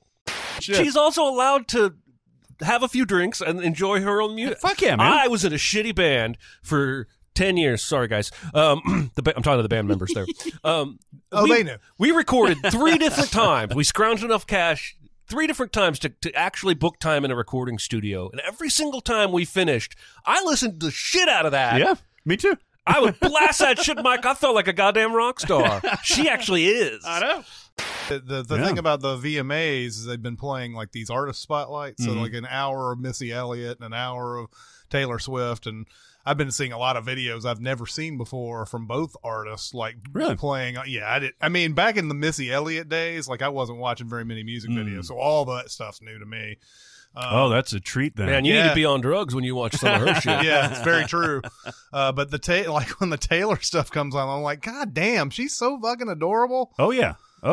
And there's one where they show her from like when she's like a baby, and then she's like, like it's like all these home videos and everything. And I'm like, yep, there's the making of Taylor right there. Are they playing the back catalog, like the I Knew You Were Trouble and stuff like that? Yeah, they're playing everything.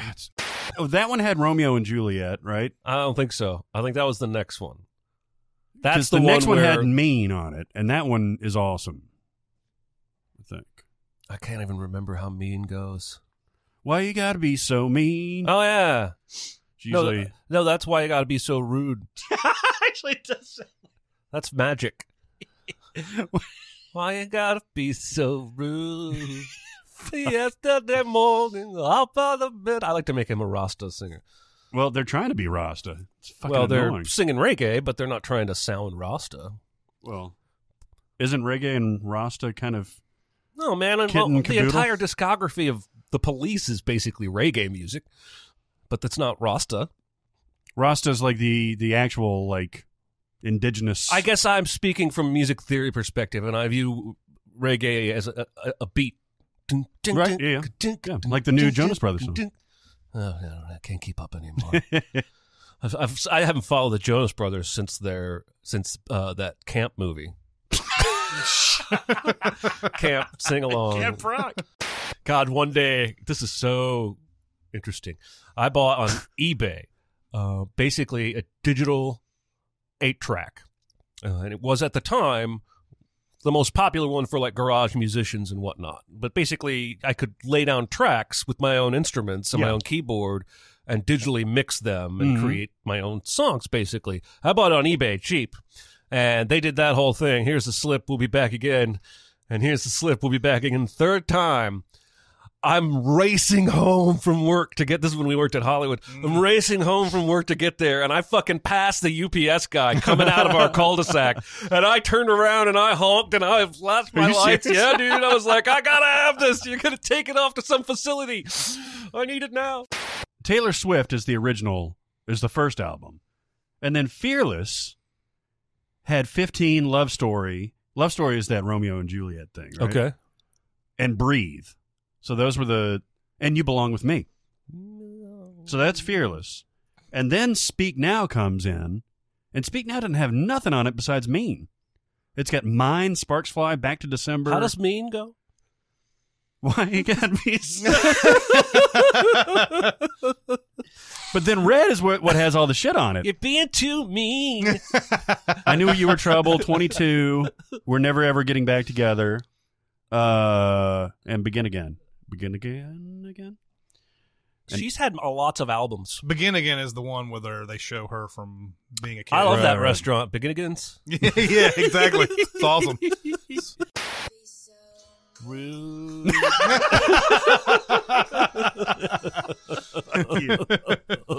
That's a wild ass movie. Barracuda. Is that the movie or the song? It's just the song. Just the song. Music video for the movies are now a streaming service for random songs.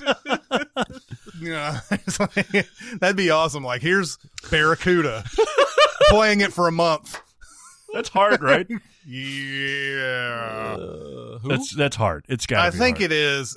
Yeah, I think it is. Heart, the Nancy. Yeah. Nancy Wilson. Reagan. But was Rita Wilson in it? Ooh, Rita Wilson. No, but I think she was in Sleepless in Seattle. Did you know that she has an album? She sings music now. Really? Rita Wilson? Just like Jeremy Renner. Huh. Oh, yeah, that's right. I saw a Jeremy Renner thing the other day. I was like, God. really? It's the trippiest thing ever. Some commercial, I think. But it's a commercial for trucks or Jeeps, but he's also doing a tour, and he released an album. And it is exactly what you would probably expect from an album released by Jeremy Renner. That song is sponsored by Jeep. It sounds. I mean, it's fine. It's fine. But 9 times out of 10, when an actor says, "I'm a musician," it's Bruce Willis. It's more 30-odd foot of grunt than it is. 30 Seconds to Mars. It's more Dog Star. Right.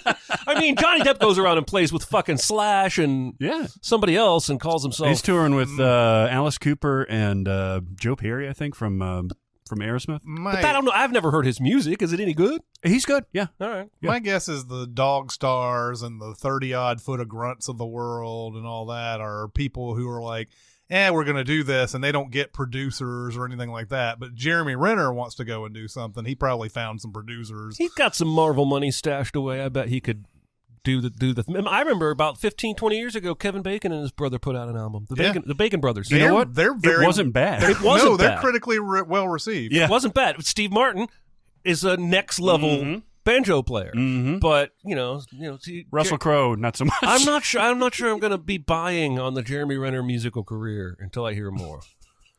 We should at least do some intentional talking of some kind. We're good at meandering, though. It's fun. Yes. I don't know. Maybe just cut off the surprise? Well, we'd have to take I mean, the opposite of that is what I meant. You just ran yourself into a great joke, didn't you?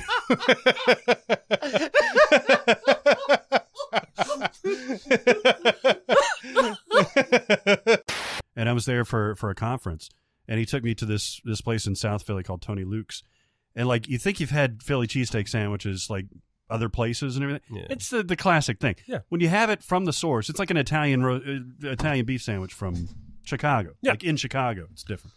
And that was an orgasm I bet. I would love to have like an authentic Philadelphia Philly cheesesteak. You got to order quick though, man. They're ill-tempered over there. Yeah, I was trying to explain to my wife because she was like, Cheese Whiz, ew. And I was like, well, that's like, there's two Philly cheesesteaks that call themselves authentic. One uses Cheese Whiz and one doesn't. Uses another kind of provolone, I think. And that's all. If you can, they'll give it to you without the whiz, but they'll make fun of you. You got to ask for it wit. If you ask for it wit, that means you want the Cheese Whiz, or no wit, or wit out, or whatever. Wit out. Well, who's surly when they give you sandwiches? The cheesesteak man. The cheesesteak guy. The one that I went to, Tony Luke's in South Philly. There, if you don't get your order in and like nail what is it with the fucking we don't have time for this bullshit? I don't know, man. Apparently I've never been to what's the hot chicken Prince's. I've never been to Prince's here, which is probably a crying shame. I just have never been able to get to it. And that's the stories that I heard about them. Like, be with it when you go up there and order, or else they start yelling at you and stuff. And I'm like, why is that a thing? Why is that something that is allowed when you are competing?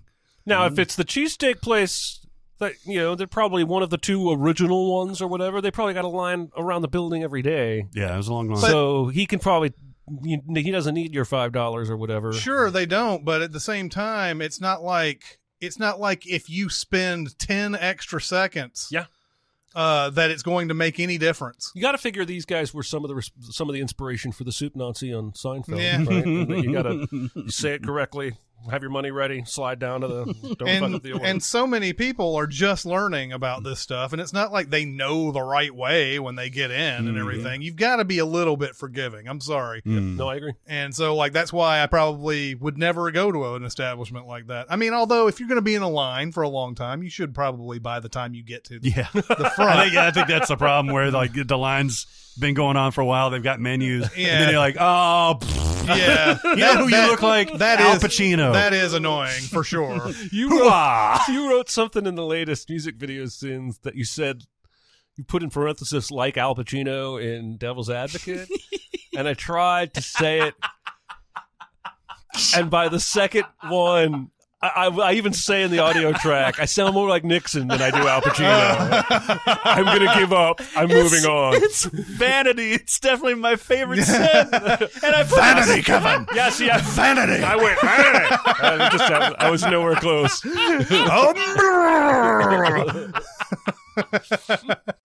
There's something we should do immediately when we get home. Is what? Fuck.